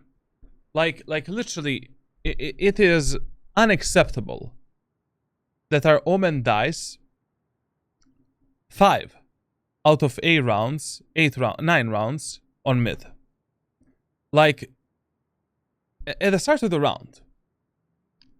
So basically, in the last 10 seconds of a preparation phase, you always take a look at the minimap and check what your teammates are doing. If your Omen is already looking towards the barrier here with a smoke in his hands, that is an initial indicator that he's gonna go for some aggressive play. Like in ranked solo queue, my teammates don't even need to say for what type of a play they're going. I already know what type of a shit they're gonna do based on their positioning, body posture, and utility that they're holding or doing at that moment of time. Like, in a game of Valorant, you need to predict 2 steps what your teammates are gonna do, what your enemies are gonna do, and what you need to do in order to win that specific round. Map awareness, 0 points again.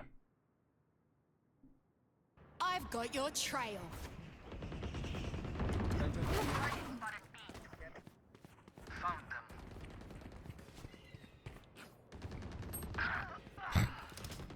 Look at that bottom is smoke.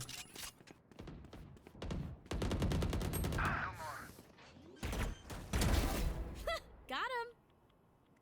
Spike planted.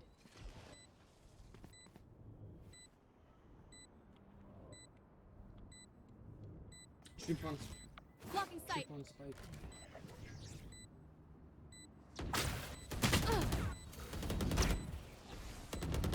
Last player standing. Okay.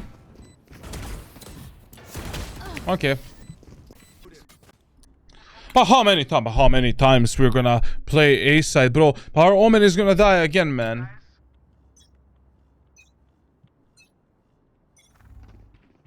Okay, thanks God. Okay, please. Okay. Good kill. Blocking sight.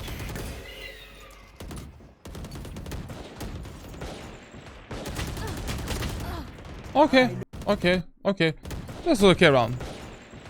For an eco round, this was totally fine, to be honest. Like, there's nothing I can add here or subtract. It's okay. Good. Oh, we actually won this round. Okay, listen. So, this previous eco round, Halby round, we actually won.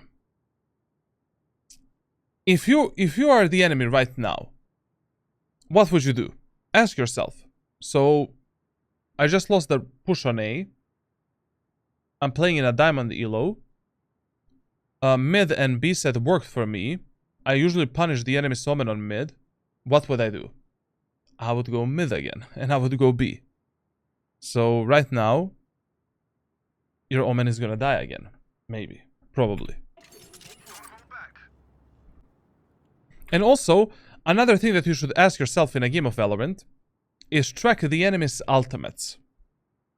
Ultimate points, you know, how much ultimate points they need for a specific ultimate, and which ultimates they have during the round.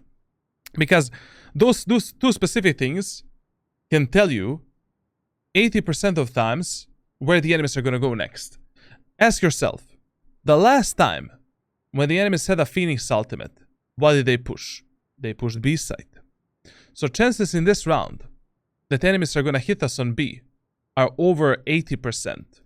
Maybe that's not going to be true, but it is better to gamble on this and leave our Phoenix alone on A and play retake of A side than playing on A right now. You need to have more impact, more freedom, read the enemies like, bro, you're way too static. It's B.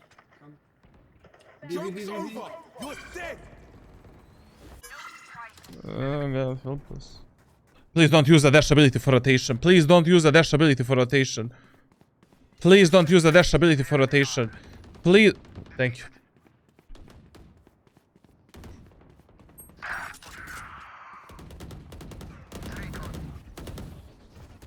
One enemy remaining.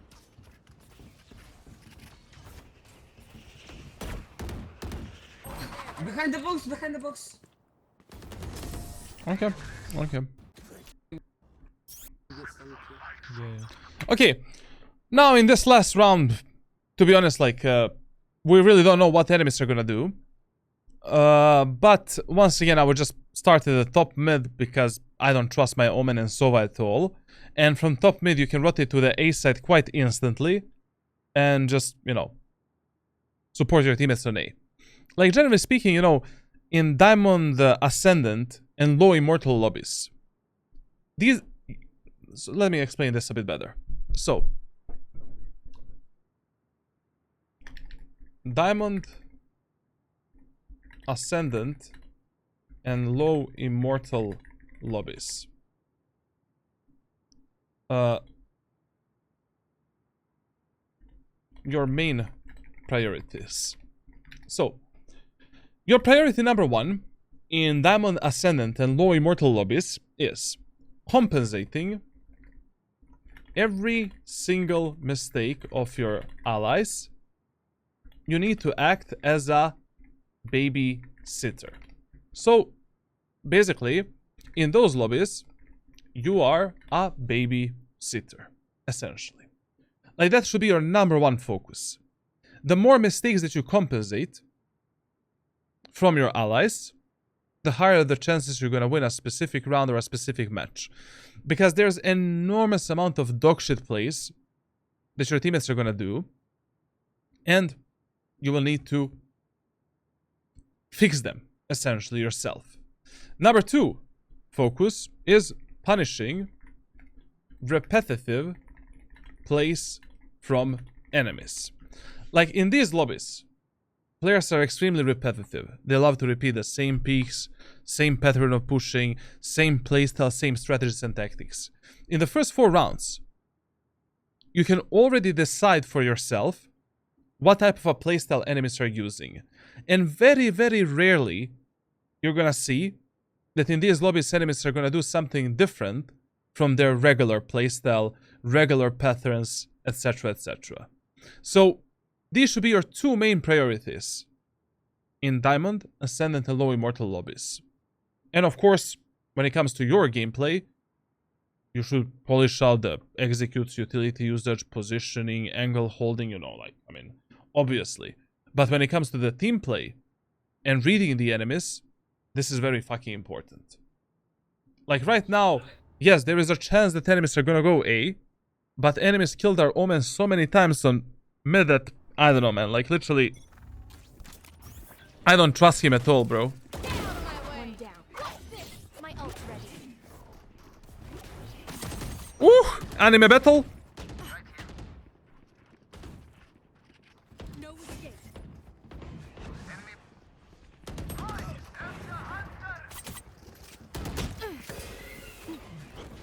No strike. One enemy remaining. Spike down A. Main. I know exactly. Okay, let's talk about this one. So, this aggro P here was absolutely fine. But in a bit higher elo lobbies, like, please, when you're going for this type of an aggressive play, tell your teammates to pre-fire this position. On that position, enemy Cypher should always have the camera. And that position needs to be pre-fired every round when you're going for this aggro play. Activate the dash ability there and going for this kill, very good. Using the ultimate and aggressively contesting the enemies, okay, a bit unnecessary. He could have died. There was no reason to do it. But since he had, like, a, you know, confidence to go for this, okay, why not? But I don't know, I think it was a bit unnecessary. Then, this, like, when you miss 2 or 3 daggers from the Jett ultimate, and you already have some kind of a full buy weapon with yourself, such as Vandal, Phantom, or Operator, it's just better to play those weapons. Fuck the daggers.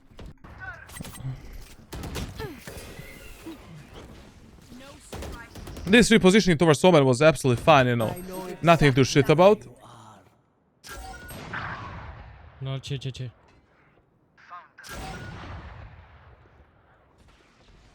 Where's Spike? Listen.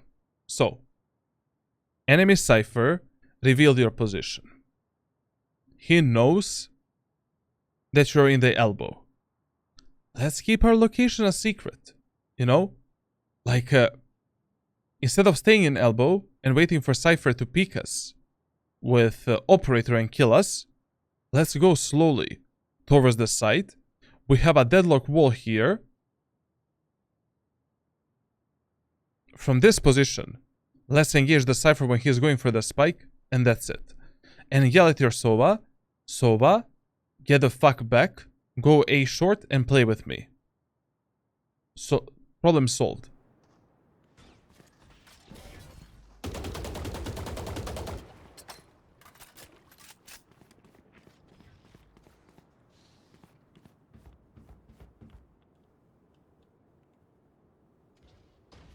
Very, very good play by the Sova. Very good play by the Sova. I like it a lot.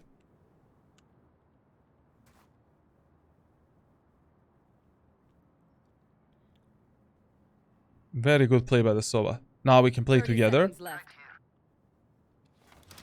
Can we play together? Sova, wait for us. Listen, whenever enemies are in a numbers disadvantage and they're playing a post plant, always expect some kind of a peek from the enemies. Like right now, Cypher is probably gonna play aggro, jump spot the market, play together, fuck it, and expect some kind of a push. Oh, he could have been market. Blocking sight. Or they're just gonna do that. He's main. But usually it is better to play with a mindset. If enemies are playing a post plant in the numbers disadvantage, expect some kind of an aggression from the enemies. Like 80% of times enemies are gonna aggress you because it makes more sense, obviously. Last player standing. And brother, you need to focus more on the team play. Like team play on the defender side is your biggest problem, man. Like you don't pay attention when your teammates are taking the fight, what they're fighting, how they're peeking, how they're pathing through a certain positions. That's why your KST is shit. You're not able to trade anyone. You're not able to be traded yourself, and you need to fix this, bro. Bro, sorry. And the easiest way to fix this is just through VOD reviews, self-observation, developing minimap awareness, overall awareness in the game, taking physical notes. You know, like during a match, make an Excel sheet for yourself and take the notes for yourself. You know, what did you see in the previous rounds? How do your teammates usually love to play? How do the enemies usually love to play? I'm gonna give you some kind of a training for this, so you know you're gonna see it anyways. Yep. I can come. Now listen, on the attacker side of Sunset, the best idea is to abuse the 3 rounds pushing pattern on the attacker side. So basically, like, what you should do, if enemies don't have a Cypher in their team, for 3 rounds in a row, push A site. If enemies... Pardon me, sorry, I fucked up. So, if enemies don't have the Cypher in their team, 3 rounds in a row, just execute B site through the B main. If enemies do have a Cypher in their team, execute A site 3 rounds in a row. That is the best way to create an unpredictable pattern of pushing. And on Sunset, it really doesn't matter if you're pushing A set and B set in first round, eco round, halberd round, etc., etc.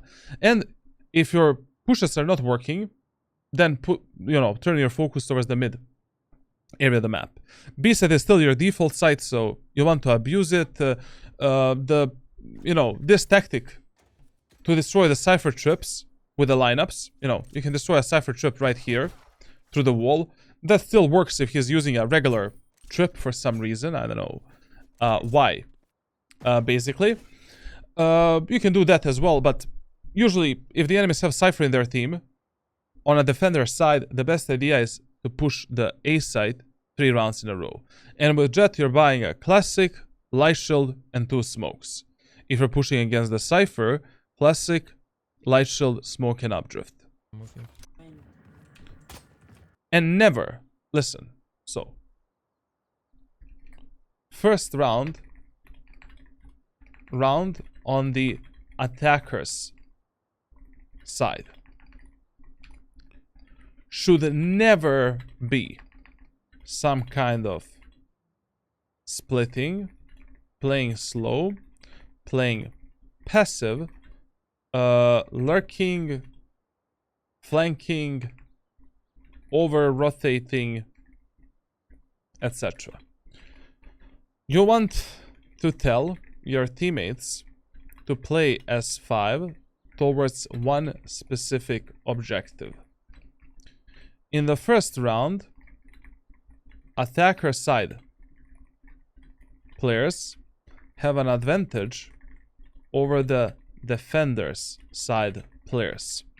It is the easiest moment of time for us to play a proper refrag game and to abuse utility advantage. So essentially, one of the worst things that you can do in the first round is doing this type of a split in the first round. These two groups of the players cannot interact with each other in any way. Your teammates in mid can die, you cannot help them.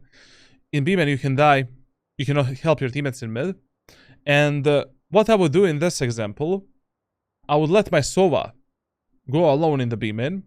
He is lurking, flanking, I don't give a shit about him. And I would just play with my teammates in mid, make sure that we can take a market together and fight together.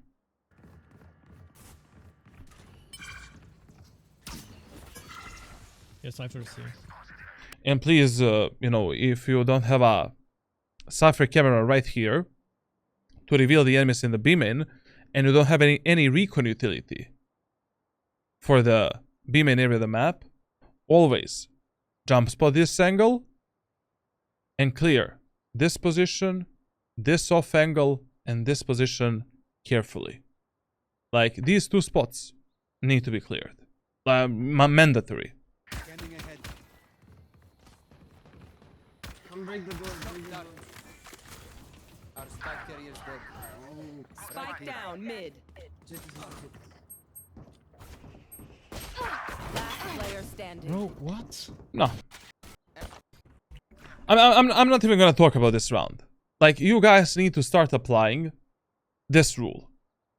And you also need to understand, you know, like, now when it comes to making a game decision, you know, where you want to tell your teammates to push S5, that is completely dependent on map design and team compositions. You know, in the first round, you usually want to avoid enemy sentinel players, and you want to push a bomb set that is default for you. Like, for example, on, I don't know, on, I mean, this is a really deep topic to talk about, like, just watch other VOD reviews, to be honest. Reloading.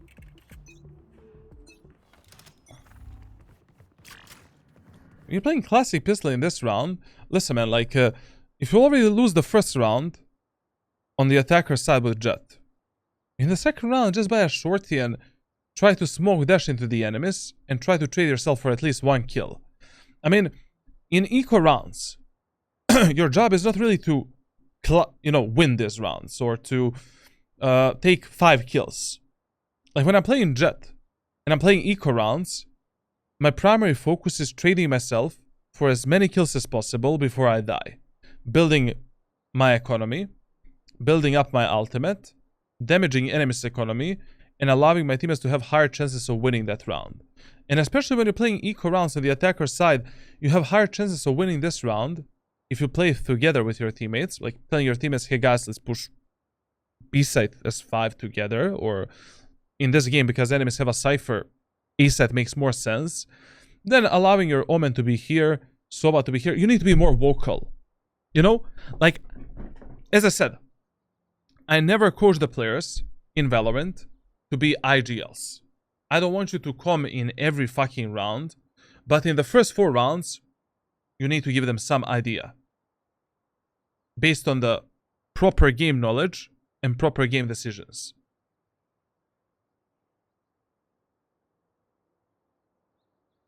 Or if you see that your teammates are making some micro mistake, you know, Cypher is lurking too much and he is not finding any impact, or Omen is pushing mid like an idiot and dying alone, tell them, you know. And if your teammates are not listening to you, then you just adapt to them. But it's, well, you know, in the first round, I usually tell my teammates what to push. In equal and halberd rounds, I usually tell them what to do. And later on during the match, I just adapt to my allies.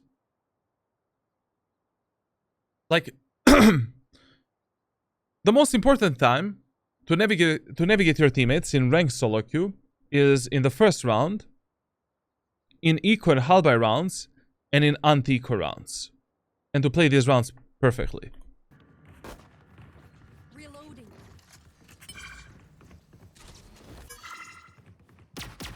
Go away.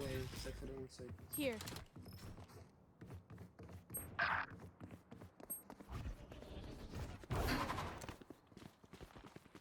What do you think about stacking A set in the pistol? The Joels teach you that? Bro.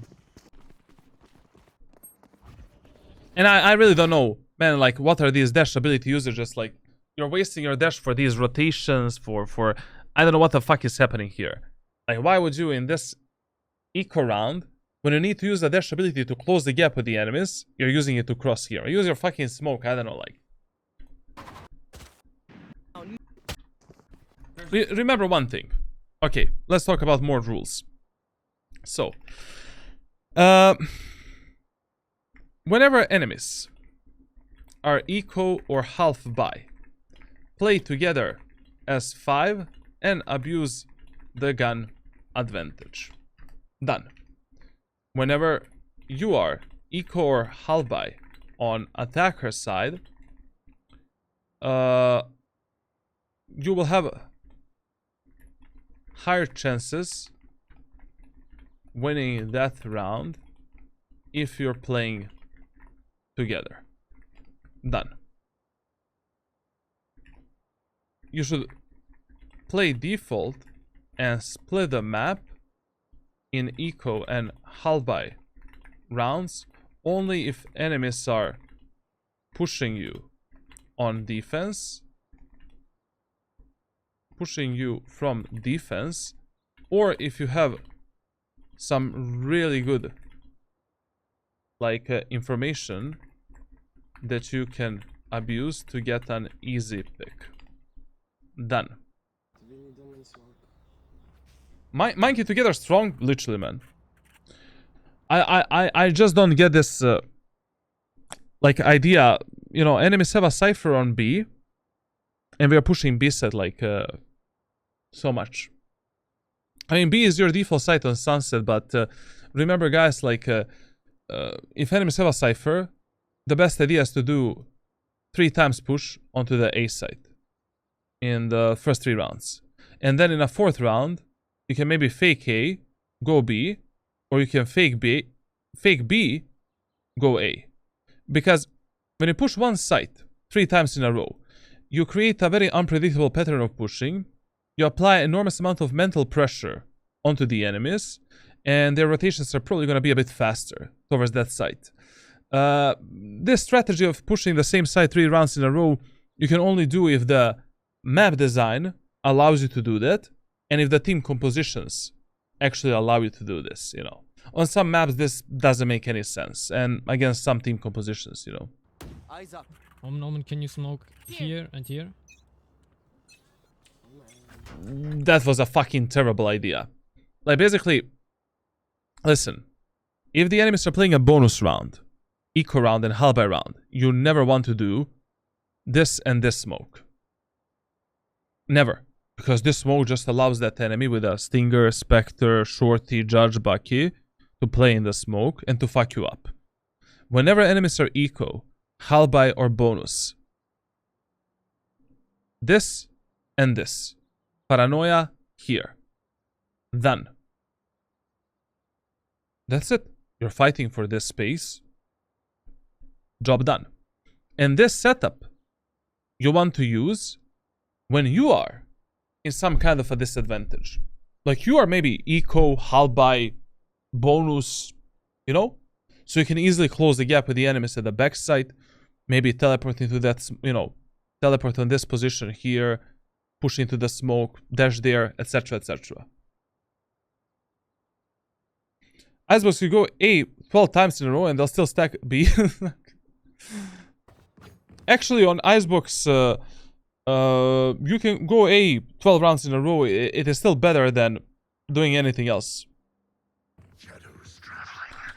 Please, for the love of God, whenever you're pushing something fast, you know, and your teammates are not using recon utility to clear the main area of the map, so to clear the B main, A main, jump spot the enemies. Like, you don't know if an enemy is holding that angle. Get the info for your crosshair placement, move forward. Clear this, clear this. You can do this smoke to cross here. Take this. Now, let's execute the site.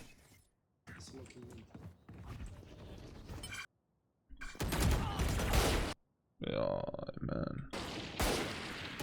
Cypher dinked.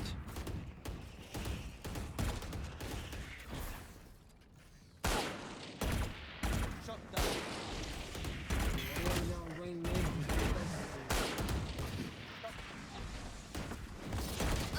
Bro.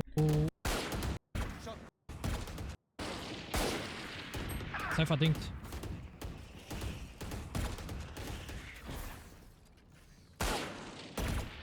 Shot down.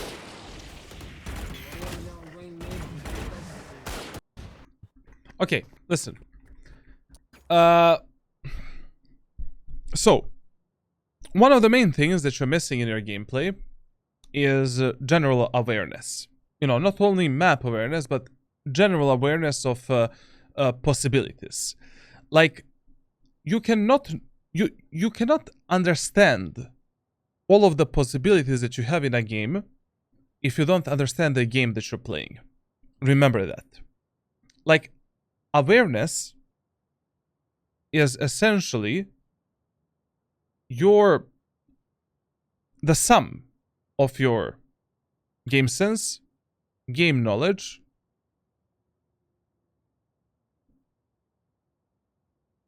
in order to make the absolutely best game decisions in the shortest amount of time.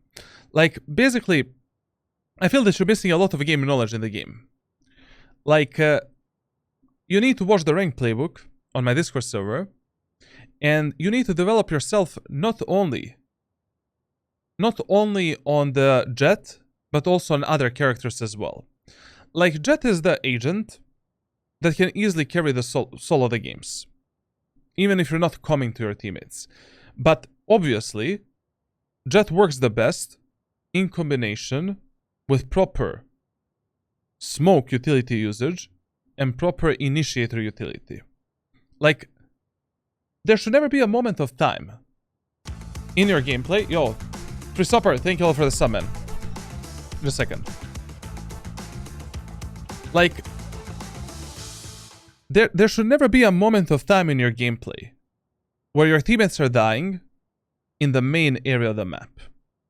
Like, always remember that the main area of the map needs to be cleared with some kind of a utility. And you need to be aware of all of the possibilities that you have to clear that specific area of the map. If you have Cypher in your team, tell the Cypher, hey man, can you do a camera on the left side here? That camera will always spot the enemies in the B main, and enemies can play only this off angle and this off angle to fuck you up. You can jump spot them, you can smoke this, cross, fuck up the enemies. Possibility number 1. Number 2, you have a Sova in team. Tell to Sova to use a dart right here. It doesn't need to be a, I don't know, extra precise, you know, it can be a jiggle peek throw dart from this position onto that location. We need to clear it. This dart here basically clears all of these positions, this and this. Simple as that. If you have Sky in your team, tell the Sky to use a dog or to use a flash. Use a flash here. It will flash the enemies. Here, here, here. Done. You need to get the information and push the enemies back from these positions. You need to come more to your initiators to give you this type of ability. When you're going onto the site, tell the Soba brother, can you use a shock dart here to destroy the Cypher tripwire? If you're having a problem with the tripwire. Like, you need to develop your game knowledge a bit more. You know? Yes, you have a problem with the map awareness, you're not checking it enough, you're not intaking information about enemies and your teammates, but also your huge problem on the attacker side is lack of map knowledge. You're not observing the team compositions at all, and you need to be aware of the possibilities a bit more. Especially when you're playing Jett. Especially when you're playing Jett.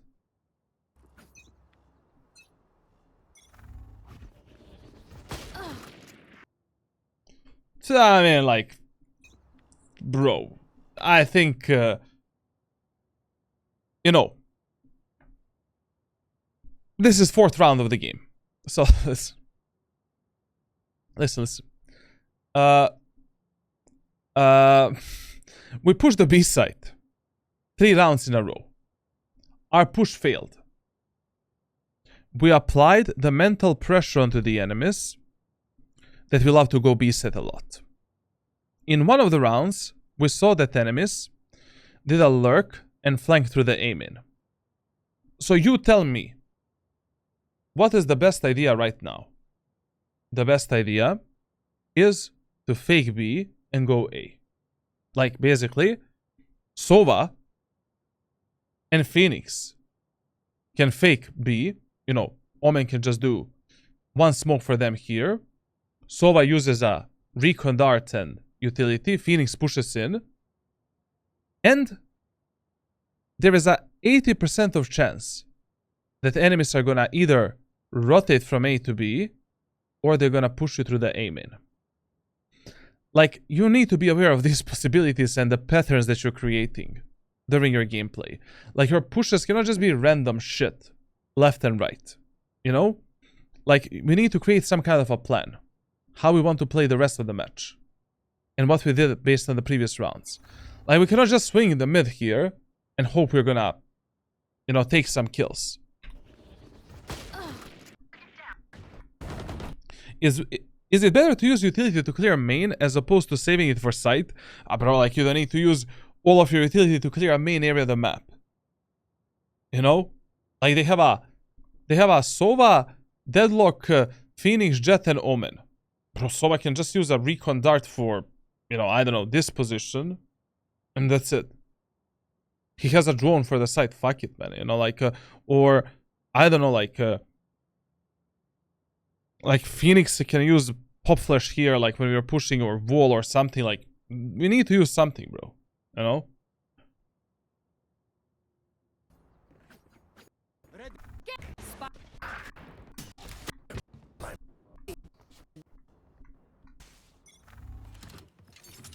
Deploying drone.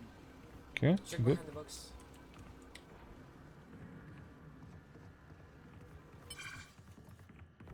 This is actually really good. This is actually really good what they're doing right now. Like, this might work. Like, the position that Omen has is a crucial position in this round. Omen needs to take the kills. I like, right now, Omen and Phoenix are actually the playmakers. But, I don't know, we'll see how this round actually pans out.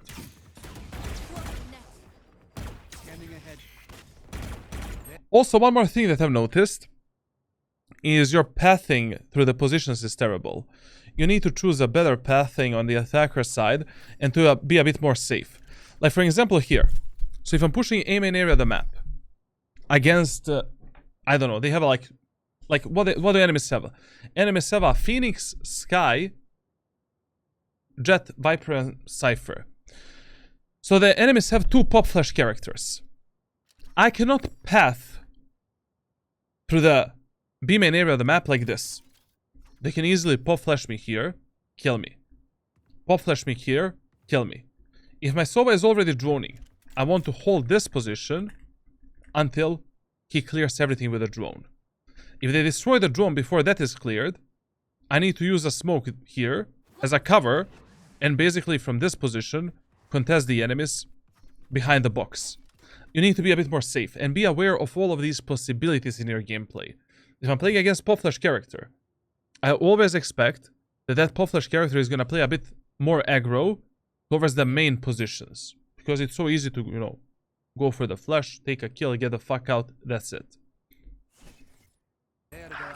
Also, if I'm, you know, clearing the angles on the B side, I'm not going to clear them like this. I don't want to be exposed from these angles in the same time. I'm gonna clear the backside here, then clear this from this position, this from this position, then jiggle in and out, then clear these spots, and that's it. You will never see me clear the B side like this.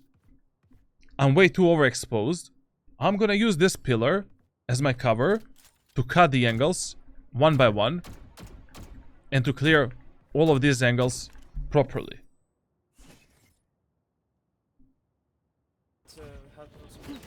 But can you also tell your teammates to cover and play anti-flash? That's another solution as well. Yeah, sure. You know?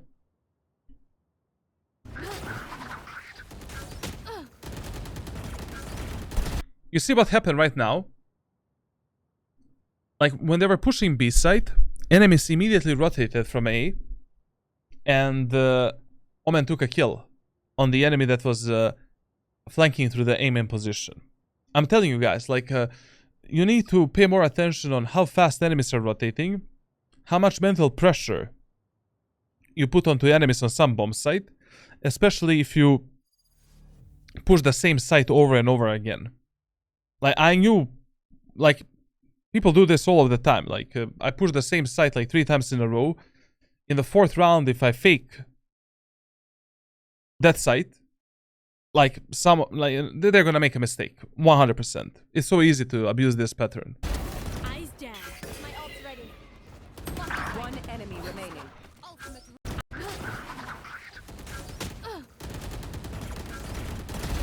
Eyes down. My ult's ready. One enemy remaining. Okay. Here and don't peek. Mm-hmm. Scanning ahead. Come on, let's go. Grounded. Okay. I don't know what to tell you about this. This Jett player is interesting. Okay. I mean, I guess right now we are faking A, going B. Okay, good. I mean, if you notice that enemies are, you know, during these fakes, rotating fast and pushing you from behind, sure. You know, why not? I don't know what the fuck enemy Jett used the dash to push here. Deploying drone.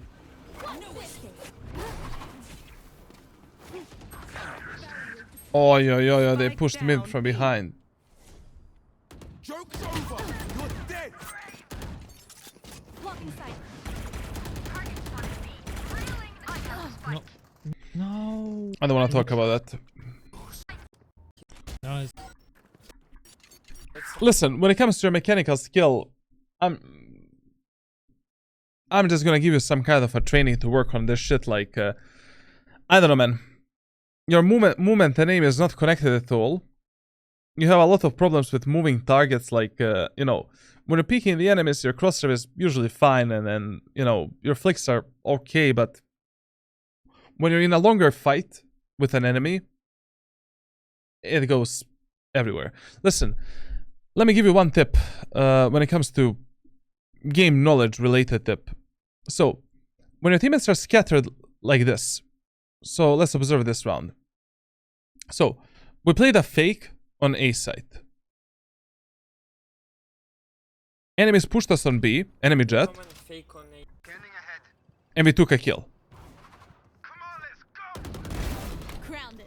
When something like this happens for you, the best idea ever is to play slow, regroup, and hit something together. Don't rush things out. If you already took a kill, regroup together, push something together. Like right now, because we got a kill on B side, enemies are gonna rotate from A to B heavily, obviously. Because we already pressured them there. We can slowly regroup towards the A side. There's gonna be, like, in the worst case scenario, you will be fighting 2 enemies on A side. Like, there's no way that enemies are gonna have more than 2 guys there. Like, they're probably gonna have 2 guys A, 2 guys B. And that's it. Like, you need to slow down the game when you exchange some numbers with the enemies and you don't open a specific bomb site for your team.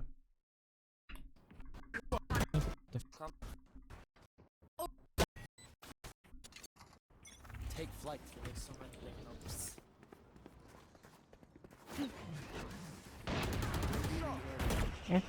Blocking sight. Our spike carrier is killed. way. Spike down A.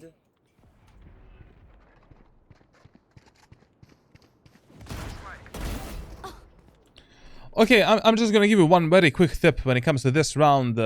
When you're pushing on A site, elbow control is 50% times more important than pushing through the short. Like, you will see me 90% of times. When I'm executing a set of sunset, I always go through the elbow. Once you take the elbow, execute a face set is like 2 times easier, essentially. So I usually let my teammates go through short, and if I notice that my teammates need my help in the short area of the map, then I'm gonna help them, of course. So basically, for the first, let's say, 2 to 3 rounds, when you're executing a site, purely focus yourself on the elbow control, and from elbow, doing some kind of an execute on site.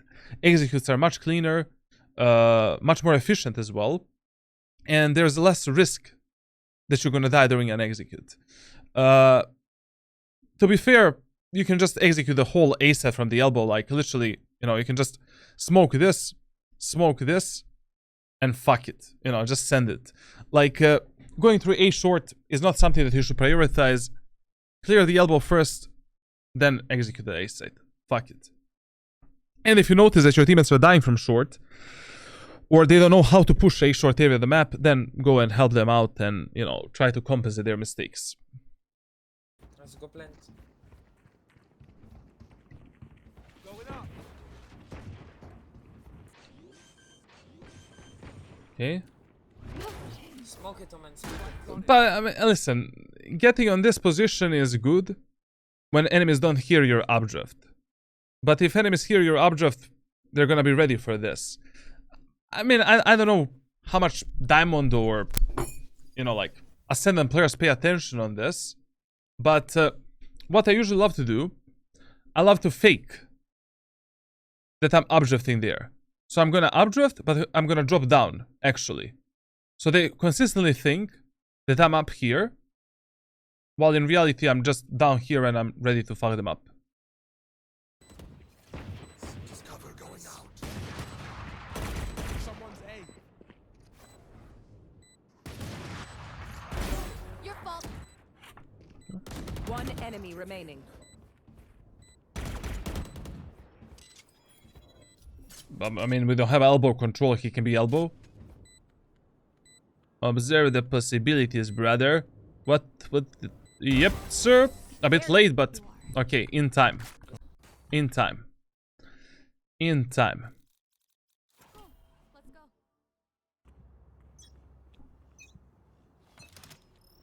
Cover going out. Deploying drone.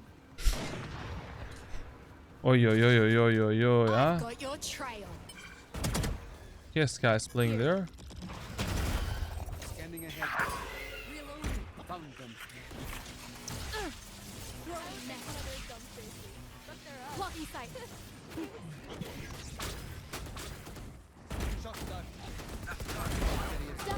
Next to you. Spike Bro, down on spike, B. on spike, on spike. Eyes down. Last player standing. Okay. Sorry. Okay, not bad. Reloading. Not bad. Deploying drone. Here. Scanning ahead. Let me see enemy's economy.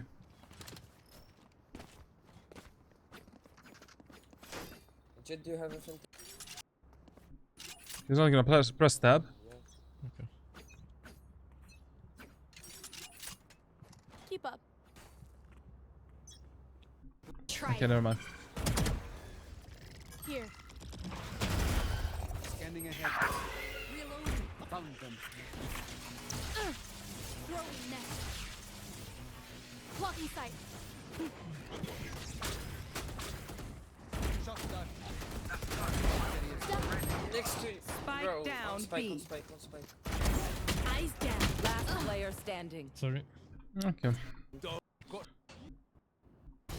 Crush. I mean, like, you know, if something is already working for you, why change it? Faking sites was working for you. Pushing A was working for you. I don't know why you have such a huge fetish towards the B site. Another thing is, like, this round, even though you lost it, this round was a really good, really good 30 seconds left. learning round. Enemy Phoenix is consistently pressuring us through mid. So we can maybe fuck up that Phoenix. So maybe, you know, we can fake a push on B again and fuck up that Phoenix push on mid and aim in. 10 seconds left. Just a second, I have 10 seconds left. My ult's ready.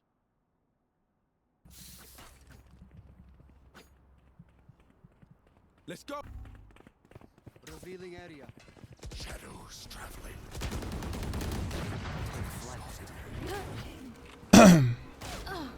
Please.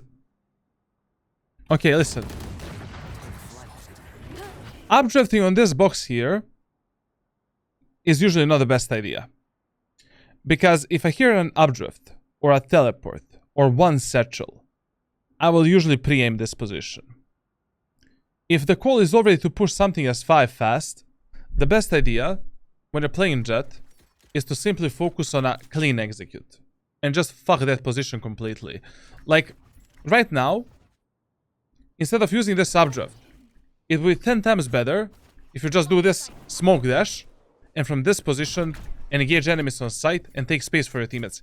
Even if you stay in this position, as your teammates are pushing in, you're applying enormous amount of pressure onto the enemies, and you're a valuable asset for your teammates. I don't know. I personally don't like updrafting here, only because it is... You know, if I hear an updraft, of course I'm gonna pre-aim this spot. You know. Ascendant, low immortal, Radiant players should, you know, be aware of it, to be honest. And please focus more on the elbow. Elbow is far more important than going through A short. Careful. Sorry guys, I'm getting already too tired. My focus is down. How many times are we gonna die from elbow? Okay. Free sight, bro. Free. I can roll somewhere. Get out of my way. Aye. Spike planted. No, 120 Jett. 120 Jett on site. 120 Jett. Last player standing. No. Oh. Sorry. Aye, bro. Like, listen. So, this VOD, I think we discussed enormous amount of topics. And there is enormous amount of things that you can apply within your gameplay in order to become a better player. And in order to fix your problems and in order to, like, win your games and win your rounds. After this VOD review, I'm gonna share with you one specific general training routine and one specific map awareness training routine and one specific aim training routine that you will perform for the next 2, 3, or 4 months. Now, when it comes to your mechanical skill, I feel that your static aim is quite okay. You know, basically, your ability to stand still and kill a target with a flick, tracking, it's okay. But whenever the target is moving, or you are moving, you're strafing as well, you have a really hard time micro-correcting yourself and basically killing that enemy. The best way to practice, like, there's enormous amount of practice tools for this. Basically, in a practice range, you can try to connect with, you know, your aim with your movement. There are specific tasks in Kovacs and aim labs that can help you with this. And I feel that one of your primary focuses when it comes to your aim should be micro corrections. Essentially, one thing that I also recommend to the players when they have shit micro corrections is to play on a bit higher sensitivity for a short period of time. You know, if you're using, let's say, a 0.3 at 800 DPI, maybe try to use like 0.36 for 1 month and then go back to your original sensitivity. Essentially, like, you know, inside of the game, often changes of sensitivities are obviously bad. And nobody should ever do that. Like, you should never change your sensitivity on a daily basis, weekly basis. It's just fucking bullshit. But having 2, 3, 4, 5 main sensitivities that you change based on the problems that you have is really fucking good. Like, you will notice, guys, like, I'm gonna give you my example. Charlatan example. I use 0.2, 0.25, 0.3, 0.35, 0.42 at 800 dpi. So these are my 5 main sensitivities. What is my true main sensitivity? 0.35. That's where I'm the most comfortable when it comes to my wrist, when it comes to my forearm, everything essentially. Now, why do I sometimes play on these 4 other sensitivities? If I notice that my micro corrections are shit, my flicking is shit, my wrist aim is shit, I'm not precise enough, I go to the higher sensitivity in order to make my main sensitivity feel better, slower, more precise, and also to focus more on the wrist aim rather than focusing on my full arm aim. Because with this sensitivity, you can quite literally just aim with a fucking wrist, you know, you don't even need an arm at all. Now, why do I currently play on 0.2 sensitivity, which is far below my main sensitivity? My aim is not smooth enough. I'm rushing my shots way too much. My crosshair is very jittery, like left and right. I'm also like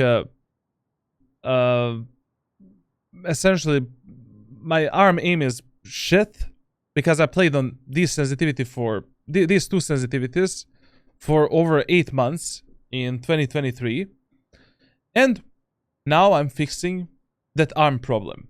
Of course, I'm not gonna stay with this sensitivity for the rest of my life. I'm gonna go back to my main sensitivity in around 1 or 2 months from now. And once you go back to your main sensitivity, those problems should be gone. And also that sensitivity is gonna feel much faster, essentially, like, is gonna feel better, essentially, than before. Generally speaking, you know, in my coaching sessions, I don't really recommend players to change their main sensitivity. I'm just trying to make their main sensitivity feel better in a long run. So maybe you can try to apply this concept, and maybe this concept is gonna fix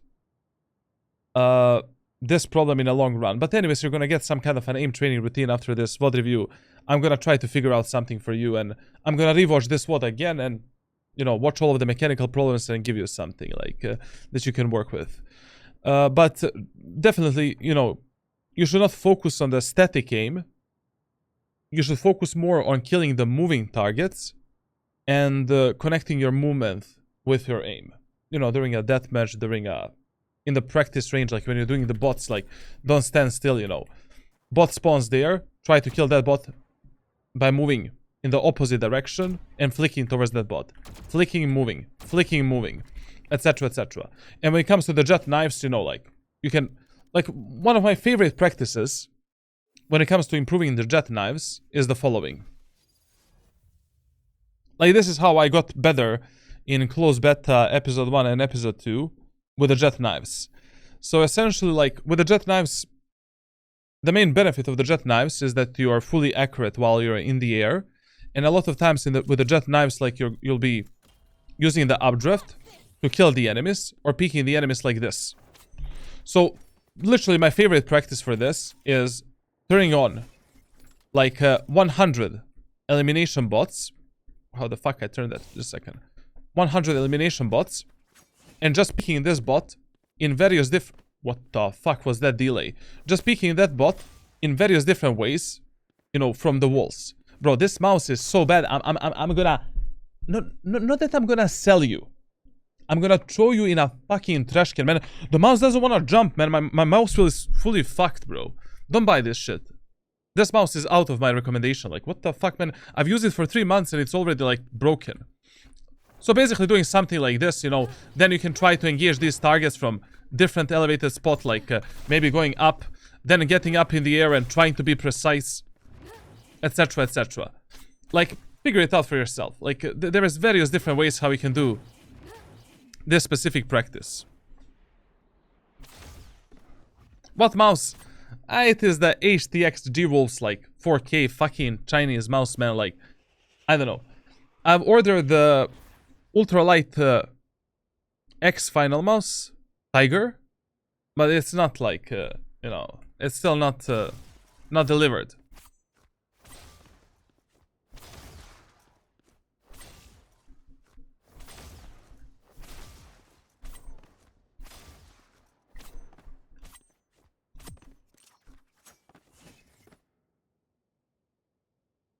So what mouse do you recommend? Bro, like, I don't know. Literally, last year, I've tried like 10